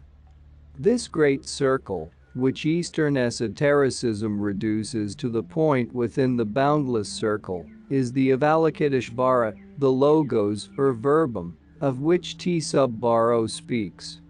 But this circle or manifested God is as unknown to us, except through its manifested universe, as is the one, though easier, or rather more possible to our highest conceptions. This logos which sleeps in the bosom of Parabrahman during Pralaya, as our ego is latent in us at the time of Sushupti or sleep, which cannot cognize Parabrahman otherwise than as Mulaprakriti, the latter being a cosmic veil, which is the mighty expanse of cosmic matter, is thus only an organ in cosmic creation, through which radiate the energy and wisdom of Parabrahman, unknown to the logos, as it is to ourselves. Moreover, as the logos is as unknown to us as Parabrahman is unknown in reality to the logos, both Eastern esotericism and the Kabbalah, in order to bring the logos within the range of our conceptions, have resolved the abstract synthesis into concrete images, viz. into the reflections or multiplied aspects of that logos, or Avalokiteshvara, Brahma Ormuzd, Osiris, Adam Kadmon, call it by any of such names you will, which aspects, or manvantaric emanations, are the Dayan Chohans, the Elohim, the Devas, the Amshaspans, etc. Metaphysicians explain the root and germ of the latter, according to T. sub Baro, as the first manifestation of Parabrahman, the highest trinity that we are capable of understanding, which is Mulaprakriti, the veil, the logos, and the conscious energy of the latter, or its power and light, called in the Bhagavad Gita, Diviprakriti, or matter, force, and the ego, or the one root of self, of which every other kind of self is but a manifestation or a reflection. It is then only in this light of consciousness, of mental and physical perception, that practical occultism can throw the logos into visibility by geometrical figures, which, when closely studied, will yield not only a scientific explanation of the real, objective, existence of the seven sons of the divine Sophia, which is this light of the Logos, but will show, by means of other yet undiscovered keys, that, with regard to humanity, these seven sons and their numberless emanations, centers of energy personified, are an absolute necessity. Make away with them, and the mystery of being and mankind will never be unriddled, nor even closely approached. It is through this light that everything is created. This root of mental self is also the root of physical self, for this light is the permutation, in our manifested world, of Mulaprakriti, called Aditi in the Vedas. In its third aspect it becomes Vach, the daughter and the mother of the Logos, as Isis is the daughter and the mother of Osiris, who is Horns, and Mut, the daughter, wife, and mother of Ammon, in the Egyptian moon glyph. In the Kabbalah, Sephira is the same as Shekinah, and is, in another synthesis, the wife, daughter, and mother of the heavenly man, Adam Kadmon, and is even identical with him, just as Vach is identical with Brahma, and is called the female Logos. In the Rig Veda, Vach is mystic speech by whom occult knowledge and wisdom are communicated to man, and thus Vach is said to have entered the Rishis. She is generated by the gods, she is the divine Vach, the queen of gods, and she is associated, like Sephira with the Sephiroth, with the Prajapatis in their work of creation. Moreover, she is called the mother of the Vedas since it is through her powers, as mystic speech that Brahma revealed them, and also owing to her power that he produced a universe, that is to say, through speech and words, synthesized by the word and numbers. But when Vach is also spoken of as the daughter of Daksha, the god who lives in all the kalpas, her Mayavic character is shown. During the pralaya she disappears, absorbed in the one, all-devouring ray. But there are two distinct aspects in universal esotericism, Eastern and Western, in all these personations of the female power in nature, or nature the nominal and the phenomenal. One is its purely metaphysical aspect, as described by the learned lecturer in his notes on the Bhagavad Gita, the other terrestrial and physical, and at the same time divine from the standpoint of practical human conception and occultism. They are all the symbols and personifications of chaos, the great deep, or the primordial waters of space, the impenetrable veil between the incognizable and the logos of creation. Connecting himself through his mind with Vach, Brahma the Logos created the primordial waters. In the Katha Upanishad it is stated still more clearly. Prajapati was this universe. Vach was a second to him. He associated with her, she produced these creatures and again re-entered Prajapati. This connects Vach and Sephira with the goddess Kuan Yin, the merciful mother, the divine voice of the soul, even in exoteric Buddhism, and with the female aspect of Quan Shai Yin, the Logos, the verbum of creation, and at the same time with the voice that speaks audibly to the initiate, according to esoteric Buddhism. Bath Kol, the Philia Vasis, the daughter of the divine voice of the Hebrews, responding from the mercy seat within the veil of the temple, is a result.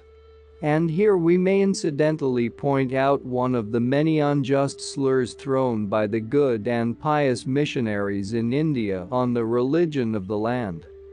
The allegory, in the Shatapatha Brahmana, that Brahma, as the father of men, performed the work of procreation by incestuous intercourse with his own daughter Vach, also called Sandhya, twilight, and Shatarupa, of 100 forms, is incessantly thrown in the teeth of the Brahmins, as condemning their detestable false religion.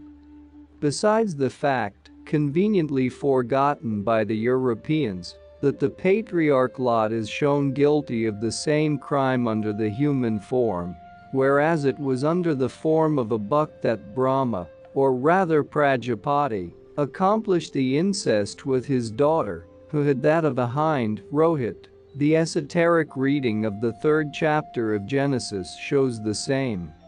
Moreover, there is certainly a cosmic, and not a physiological, meaning attached to the Indian allegory, since Vach is a permutation of Aditi and Mulaprakriti, chaos, and Brahma a permutation of Narayana, the spirit of God entering into and fructifying nature, and, therefore, there is nothing phallic in the conception at all. As already stated, Aditi Vach is the female logos, or verbum, the word, and Sephira in the Kabbalah is the same. These feminine logoi are all correlations, in their nominal aspect, of light and sound and ether, showing how well informed were the ancients both in physical science, as now known to the moderns, and also as to the birth of that science in the spiritual and astral spheres. Our old writers said that Vach is of 4 kinds. These are called Para, Pashyanti, Madhyama, Vikari. This statement you will find in the Rig Veda itself and in several of the Upanishads. Vikari Vach is what we utter.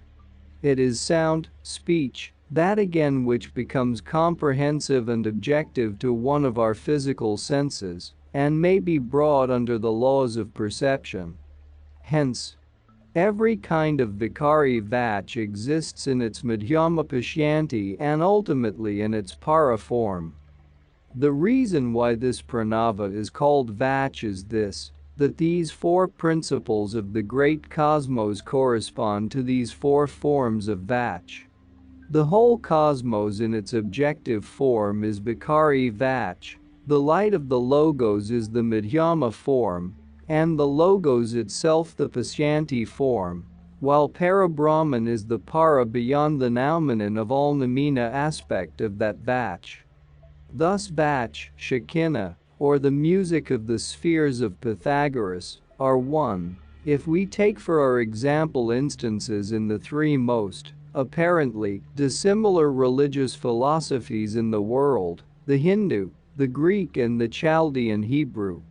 These personations and allegories may be viewed under 4 chief and 3 lesser aspects, or 7 in all, as in esotericism.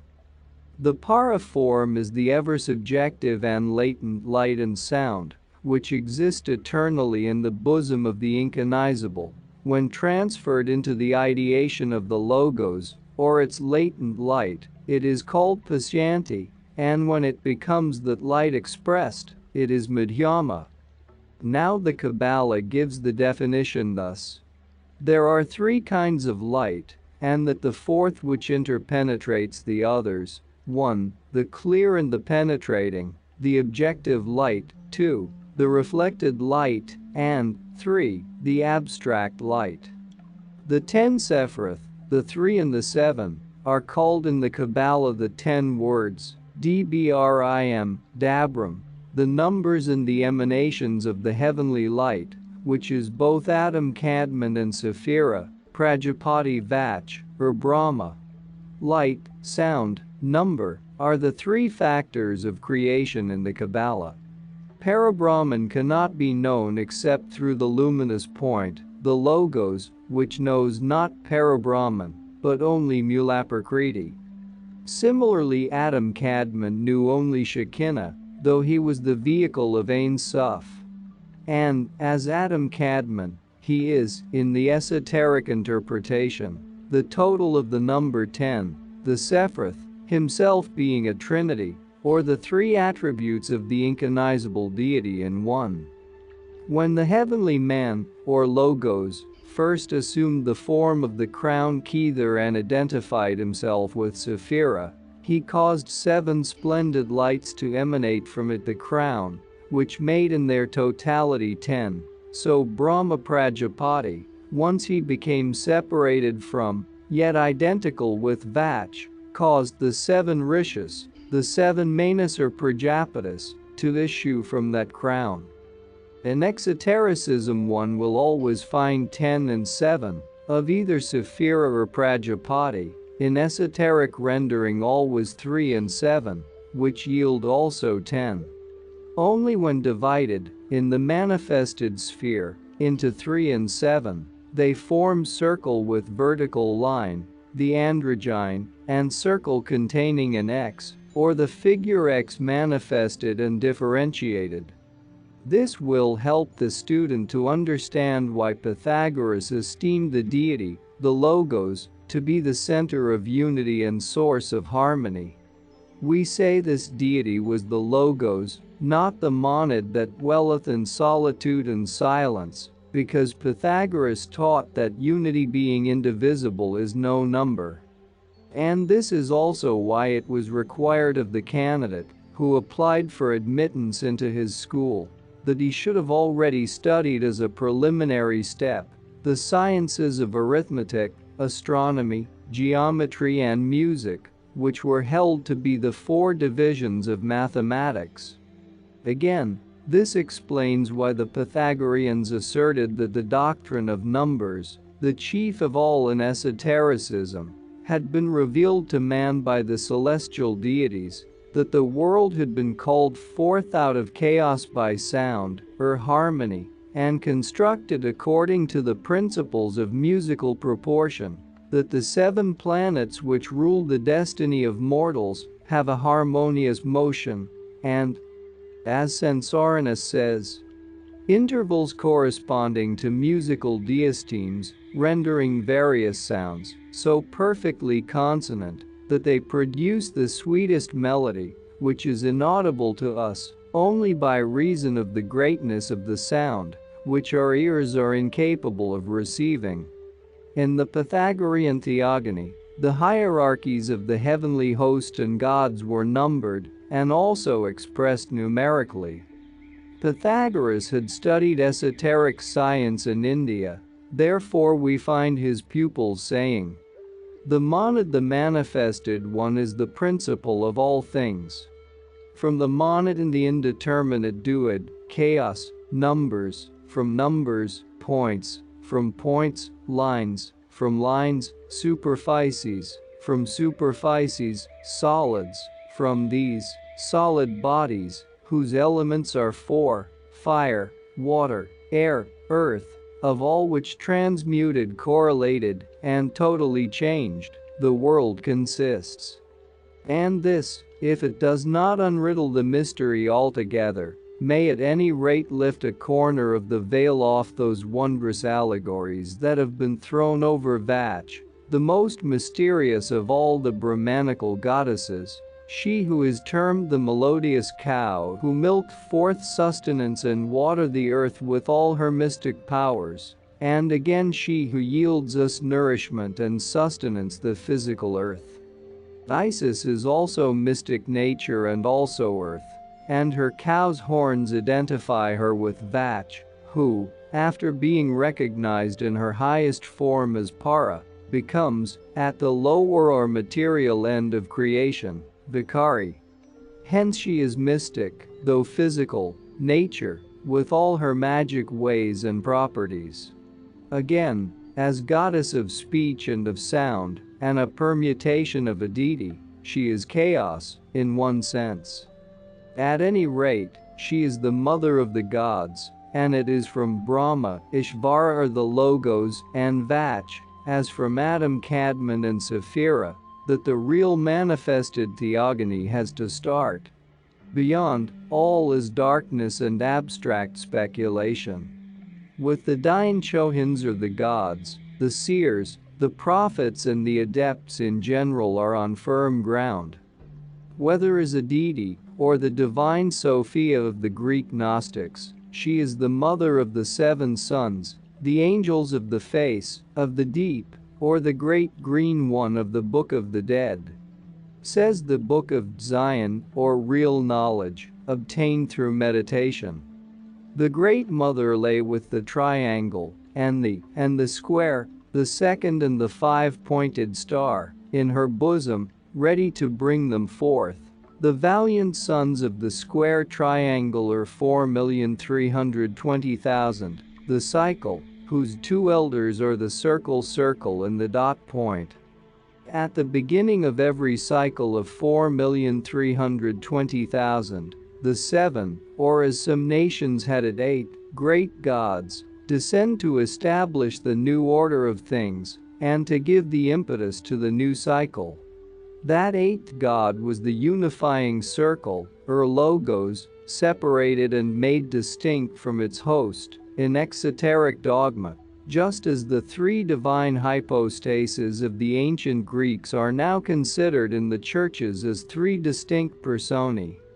As a commentary says, the mighty ones perform their great works and leave behind them everlasting monuments to commemorate their visit every time they penetrate within our Mayavic veil atmosphere. Thus we are taught that the Great Pyramids were built under their direct supervision when Dhruva, the then pole star, was at his lowest culmination, and the Critica's Pleiades looked over his head were on the same meridian, but above to watch the work of the giants. Thus, as the first pyramids were built at the beginning of a sidereal year, under Dhruva, Alpha Polaris, it must have been over 31,000 years, 31,105, ago. Bunsen was right in admitting for Egypt an antiquity of over 21,000 years, but this concession hardly exhausts truth and fact in this question. As Mr. Gerald Massey says, the stories told by Egyptian priests and others of timekeeping in Egypt are now beginning to look less like lies in the sight of all who have escaped from biblical bondage. Inscriptions have lately been found at Saqqara, making mention of two zodiac cycles registered at that time, now some 6,000 years ago. Thus, when Herodotus was in Egypt, the Egyptians had, as now known, observed at least 5 different zodiac cycles of 1,461 years. The priests informed the Greek inquirer that time had been reckoned by them for so long that the sun had twice risen where it then set, and twice set where it then arose. This can only be realized as a fact in nature by means of 2 cycles of precession, or a period of 51,736 years. More Isaac shows the ancient Syrians defining their world of the rulers and active gods in the same way as the Chaldeans. The lowest world was the sublunary Aron, watched by the angels of the first or lower order. The one that came next in rank was Mercury, ruled by the archangels. Then came Venus, whose gods were the principalities. The fourth was that of the sun, the domain and region of the highest and mightiest gods of our system, the solar gods of all nations. The fifth was Mars, ruled by the virtues. The sixth, that of Bel or Jupiter, was governed by the dominions. The seventh, the world of Saturn, by the thrones. These are the worlds of form. Above come the 4 higher ones, making 7 again, since the 3 highest are unmentionable and unpronounceable. The 8th, composed of 1,122 stars, is the domain of the cherubs. The 9th, belonging to the walking and numberless stars on account of their distance, has the seraphs. As to the 10th, Kircher, quoting More Isaac, says that it is composed of invisible stars that could be taken, they said, for clouds, so massed are they in the zone that we call Via Stramenis, the Milky Way, and he hastens to explain that these are the stars of Lucifer, engulfed with him in his terrible shipwreck. That which comes after and beyond the 10 worlds, are quaternary, or the Arupa world, the Syrians could not tell. All they knew was that it is there that begins the vast and incomprehensible ocean of the infinite, the abode of the true divinity, without boundary or end. Champollion shows the same belief among the Egyptians. Hermes, having spoken of the Father, Mother and Son, whose spirit collectively the divine fiat shapes the universe, says, 7 agents media were also formed to contain the material or manifested worlds within their respective circles, and the action of these agents was named destiny. He further enumerates 7 and 10 and 12 orders, but it would take too long to detail them here. As the Rig Vedhana together with the Brahmanda Purana and all such works, whether describing the magic efficacy of the Rig Vedic mantras or the future kalpas, are declared by Drive Weber and others to be modern compilations belonging probably only to the time of the Puranas, it is useless to refer the reader to their mystic explanations, and one may as well simply quote from the archaic books utterly unknown to the Orientalists.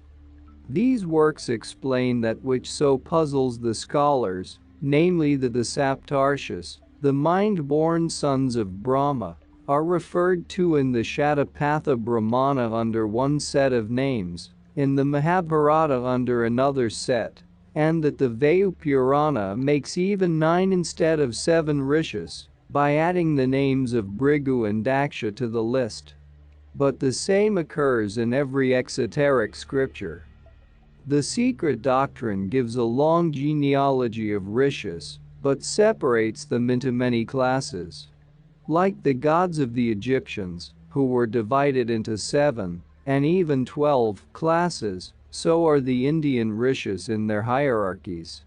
The first 3 groups are the divine, the cosmical and the sublunary. Then come the solar gods of our system, the planetary, the submundane, and the purely human, the heroes and the manushi. At present, however, we are only concerned with the pre-cosmic, divine gods, the Prajapatis, or the 7 builders. This group is found unmistakably in every cosmogony. Owing to the loss of Egyptian archaic documents, since, according to M. Maspero, the materials and historical data on hand to study the history of the religious evolution in Egypt are neither complete nor very often intelligible, the ancient hymns and inscriptions on the tombs must be appealed to in order to have the statements brought forward from the secret doctrine partially and indirectly corroborated.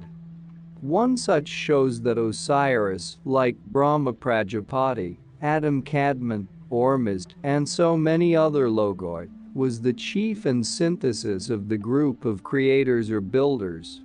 Before Osiris became the one and the highest god of Egypt, he was worshipped at Abydos as the head, or leader, of the heavenly host of the builders, belonging to the higher of the 3 orders.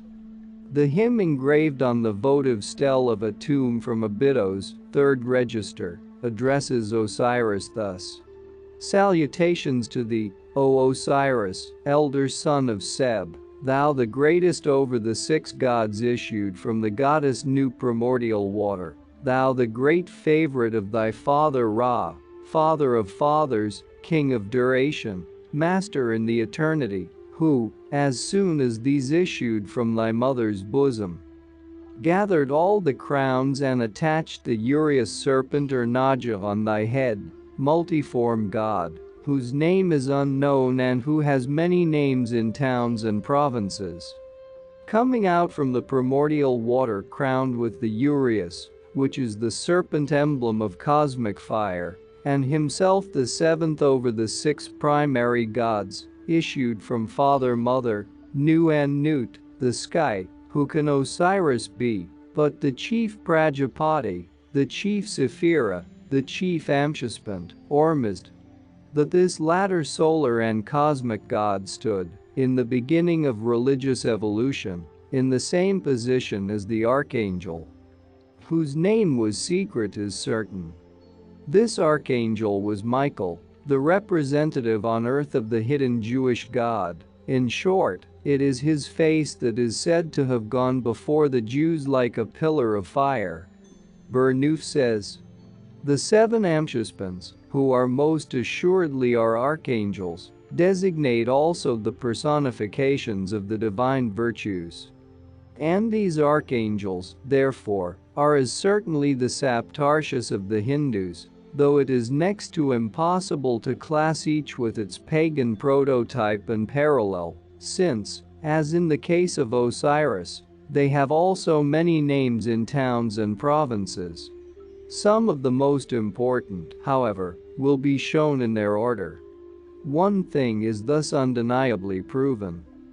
The more we study their hierarchies and find out their identity, the more proofs we acquire that there is not one of the past or present personal gods, known to us from the earliest days of history, that does not belong to the third stage of cosmic manifestation.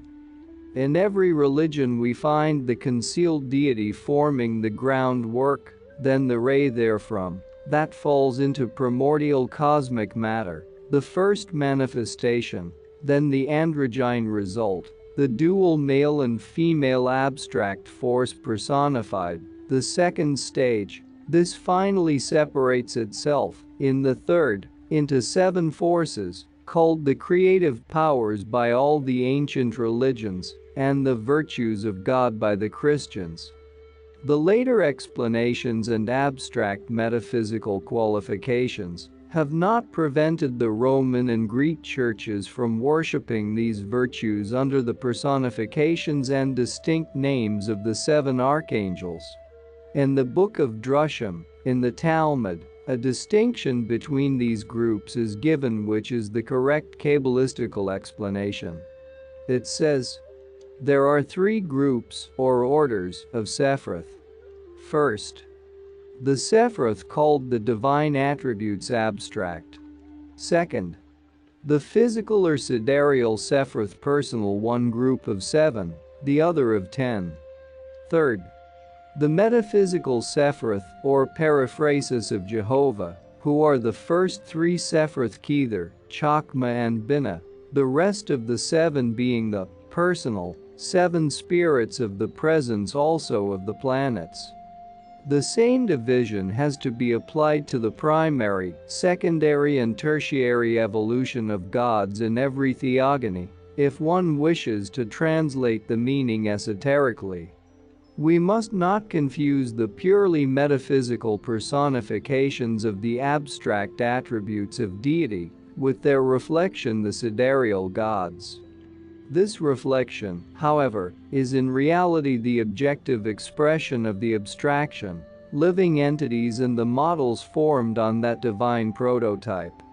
Moreover, the three metaphysical Sephiroth, or the periphrasis of Jehovah, are not Jehovah. It is the latter himself, with the additional titles of Adonai, Elohim, Sabaoth, and the numerous names lavished on him, who is the periphrasis of the Shaddai, the Omnipotent. The name is a circumlocution, indeed, a too abundant figure of Jewish rhetoric, and has always been denounced by the occultists. To the Jewish Kabbalists, and even the Christian alchemists and Rosicrucians, Jehovah was a convenient screen, unified by the folding of its many panels, and adopted as a substitute, one name of an individual Sephira being as good as another name, for those who hid the secret. The Tetragrammaton, the ineffable, the sidereal sum total, was invented for no other purpose than to mislead the profane, and to symbolize life and generation. The real secret and unpronounceable name, the word that is no word, has to be sought in the 7 names of the first 7 emanations, or the sons of the fire, in the secret scriptures of all the great nations, and even in the Zohar, the Kabbalistic lore of the smallest of all of them, the Jewish. This word, composed of 7 letters in every tongue, is found embodied in the architectural remains of every great sacred building in the world, from the Cyclopean remains on Easter Island, part of a continent, buried under the seas nearer 4 million years ago than 20,000 down to the earliest Egyptian pyramids. We shall have to enter more fully into this subject later on, and to bring practical illustrations to prove the statements made in the text.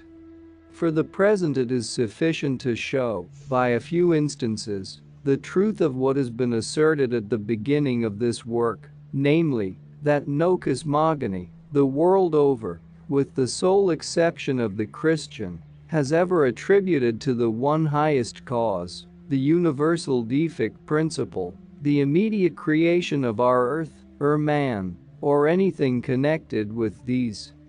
This statement holds as well for the Hebrew or Chaldean Kabbalah as it does for Genesis, had the latter been ever thoroughly understood and, what is still more important, correctly translated. Everywhere there is either a logos, a light shining in darkness truly, or the architect of the worlds is esoterically in the plural number. The Latin Church, paradoxical as ever, while applying the epithet of creator to Jehovah alone, adopts a whole carrel of names for the working forces of the latter, names which betray the secret. For if the said forces had naught to do with creation so called, why call them Elohim, Alham, a plural word, divine workmen and energies, incandescent celestial stones, lapides igniti coellerum, and especially supporters of the world, governors or rulers of the world, rectors mundi, wheels of the world, rodi, offinum, flames and powers, sons of God, bni alham, vigilant counselors, etc.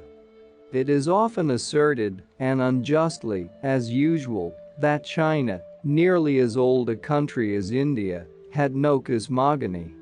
It was unknown to Confucius, and the Buddhists extended their cosmogony without introducing a personal god, it is complained. The Yi King, the very essence of ancient thought, and the combined work of the most venerated sages, fails to show a distinct cosmogony. Nevertheless, one existed, and a very distinct one.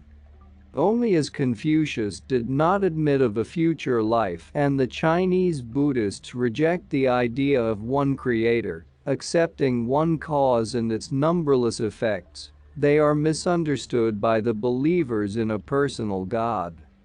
The great extreme as the commencement of changes, transmigrations, is the shortest and, perhaps, the most suggestive of all cosmogonies for those who, like the Confucianists, love virtue for its own sake and try to do good unselfishly without perpetually looking to reward and profit.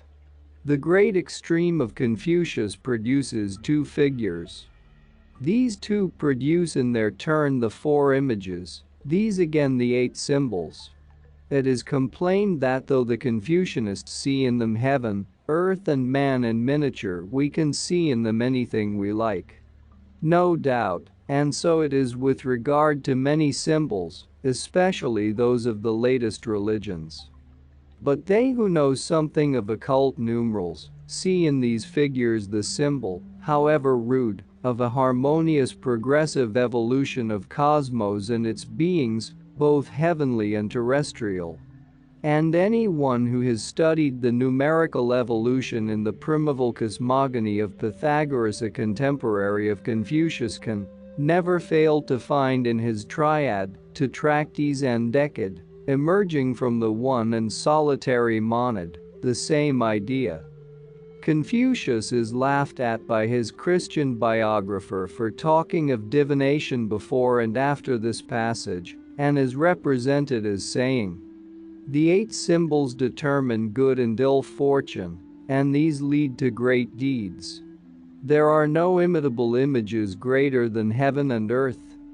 There are no changes greater than the four seasons, meaning north, south, east and west, etc. There are no suspended images brighter than the sun and moon. In preparing things for use, there is none greater than the sage. In determining good and ill luck, There is nothing greater than the divining straws in the tortoise. Therefore, the divining straws in the tortoise, the symbolic sets of lines, and the great sage who looks at them as they become 1 and 2 become 4, and 4 become 8, and the other sets 3 and 6, are laughed to scorn only because his wise symbols are misunderstood. So the author of the volume cited and his colleagues will no doubt scoff at the stanzas given in our text, for they represent precisely the same idea. The old archaic map of cosmogony is full of lines in the Confucian style, of concentric circles and dots. Yet all these represent the most abstract and philosophical conceptions of the cosmogony of our universe. At all events, it may, perhaps, answer better to the requirements and the scientific purposes of our age than the cosmogonical essays of St. Augustine and the Venerable Bede, though these were published over a millennium later than the Confucian. Confucius, one of the greatest sages of the ancient world, believed in ancient magic and practiced it himself. If we take for granted the statements of Kia Yu, and he praised it to the skies in the Yi King, we are told by his reverend critic. Nevertheless, even in his age, 600 BC, Confucius and his school taught the sphericity of the earth and even the heliocentric system, while, at about thrice 600 years after the Chinese philosopher, the popes of Rome threatened and even burned heretics for asserting the same. He is laughed at for speaking of the sacred tortoise. No unprejudiced person can see any great difference between a tortoise and a lamb as candidates for sacredness, as both are symbols and no more. The ox, the eagle, and the lion, and occasionally the dove, are the sacred animals of the Western Bible. The first 3 are found grouped round the evangelists. The fourth, associated with these, a human face, is a seraph, i.e., a fiery serpent, the Gnostic Agathodaemon probably. The choice is curious and shows how paradoxical were the first Christians in their selections. For why should they have chosen these symbols of Egyptian paganism when the eagle is never mentioned in the New Testament save once, when Jesus refers to it as a carrion eater, and in the Old Testament it is called unclean, when the lion is made a point of comparison with Satan, both roaring for men to devour, and the oxen are driven out of the temple? On the other hand, the serpent, brought in as an exemplar of wisdom, is now regarded as the symbol of the devil. The esoteric pearl of Christ's religion, degraded into Christian theology, may indeed be said to have chosen a strange and unfitting shell to be born in and evolved from. As explained, the sacred animals and the flames or sparks within the Holy Four refer to the prototypes of all that is found in the universe in the divine thought, in the root, which is the perfect cube, or the foundation of the cosmos, collectively and individually. They have all an occult reference to primordial cosmic forms and the first concretions, work, and evolution of cosmos. In the earliest Hindu exoteric cosmogonies, it is not even the demiurge who creates. For it is said in one of the Puranas, the great architect of the world gives the first impulse to the rotatory motion of our planetary system by stepping in turn over each planet and body. It is this action that causes each sphere to turn around itself and all around the sun. After which action, it is the Brahmandica, the solar and lunar Pitras, the Dayan Chohans, who take charge of their respective spheres, earths and planets, to the end of the Kalpa. The creators are the Rishis, most of whom are credited with the authorship of the mantras, or hymns, of the Rig Veda. They are sometimes 7, sometimes 10, when they become Prajapati, the Lord of Beings, then they re-become the 7 and the 14 Manas, as the representatives of the 7 and 14 cycles of existence, or days of Brahma, thus answering to the 7 eons, when, at the end of the first stage of evolution, they are transformed into the 7 stellar rishis, the Saptarshis, while their human doubles appear as heroes, kings and sages on this earth. The esoteric doctrine of the East having thus furnished and struck the keynote, which, under its allegorical garb, is, as may be seen, as scientific as it is philosophical and poetical, every nation has followed its lead. It is from the exoteric religions that we have to dig out the root idea before we turn to esoteric truths, lest the latter should be rejected. Furthermore, every symbol in every national religion may be read esoterically, and the proof of its being correctly read when transliterated into its corresponding numerals in geometrical forms may be obtained from the extraordinary agreement of all glyphs and symbols, however much they may externally vary among themselves. For in the origin those symbols were all identical. Take, for instance, the opening sentences in various cosmogonies. In every case it is a circle, an egg, or a head. Darkness is always associated with this first symbol and surrounds it, as is shown in the Hindu, the Egyptian, the Chaldeo-Hebrew and even the Scandinavian systems. Hence black ravens, black doves, black waters and even black flames, the seventh tongue of Anai, the fire god being called Kali, the black, since it was a black flickering flame. 2 black doves flew from Egypt and, settling on the oaks of Dodona, gave their names to the Grecian gods. Noah sends out a black raven after the deluge, which is a symbol for the cosmic pralaya, after which began the real creation or evolution of our earth and humanity. Odin's black ravens fluttered round the goddess Saga and whispered to her of the past and of the future. Now what is the inner meaning of all those black birds? It is that they are all connected with the primeval wisdom, which flows out of the pre-cosmic source of all, symbolized by the head, the circle or the egg, and they all have an identical meaning, and relate to the primordial archetypal man, Adam Kadmon, the creative origin of all things, which is compassed of the host of cosmic powers the creative Dayan Chohans, beyond which all is darkness.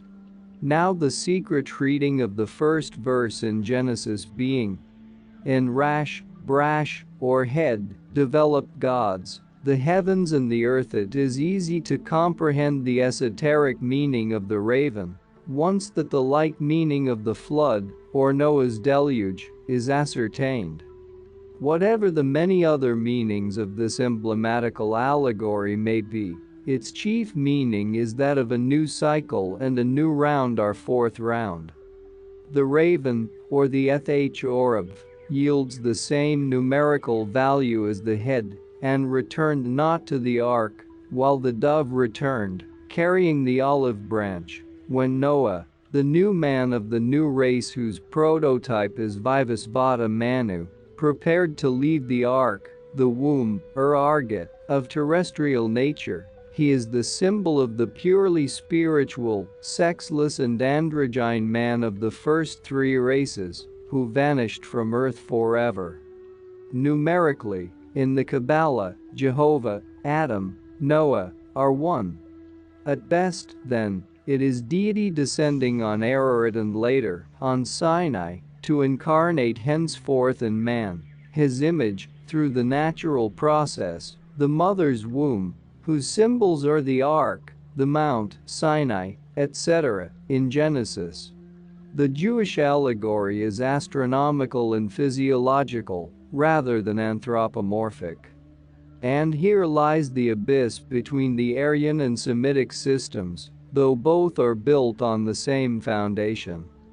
As shown by an expounder of the Kabbalah, The basic idea underlying the philosophy of the Hebrews was that God contained all things within himself, and that man was his image, man, including woman as androgynes, and that geometry and numbers and measures applicable to astronomy are contained in the terms man and woman, and the apparent incongruity of such a mode was eliminated by showing the connection of man and woman with a particular system of numbers and measures in geometry by the Parturian time periods, which furnished the connecting link between the terms used and the facts shown, and perfected the mode used. It is argued that, the primal cause being absolutely incognizable, the symbol of its first comprehensible manifestation was the conception of a circle with its diameter line, so as at once to carry the idea of geometry, phallicism, and astronomy, and this was finally applied to the signification of simply human generative organs. Hence the whole cycle of events from Adam and the patriarchs down to Noah is made to apply to phallic and astronomical uses, the one regulating the other, as the lunar periods, for instance. Hence, too, the genesis of the Hebrews begins after their coming out of the ark, and the end of the flood, i.e., at the fourth race. With the Aryan people it is different. Eastern esotericism has never degraded the one infinite deity, the container of all things, to such uses, and this is shown by the absence of Brahma from the Rig Veda and the modest positions occupied therein by Rudra and Vishnu, who became the powerful and great gods, the infinites of the exoteric creeds, ages later. But even they, creators as they all three may be, are not the direct creators and forefathers of men. The latter are shown occupying a still lower scale, and are called the Prajapatis, the Pitras, our lunar ancestors, etc., but never the one infinite God. Esoteric philosophy shows only physical man as created in the image of the deity, which deity, however, is only the minor gods. It is the higher self, the real ego, who alone is divine and God. And that's not all. Our experts and regular viewers respond to all comments. Also check if you forgot to subscribe and set your bell to receive notifications about new audiobooks and other useful self-development materials that we release regularly. Join in the discussions, don't forget to give likes and, if possible and inspired, support the development of the channel financially. All useful links will be in the description and the first attached comment. Goodness, love and wisdom to all. And now move on to watch the next part of the video at the links below, or choose something from the playlists of the channel and those you see on the screen.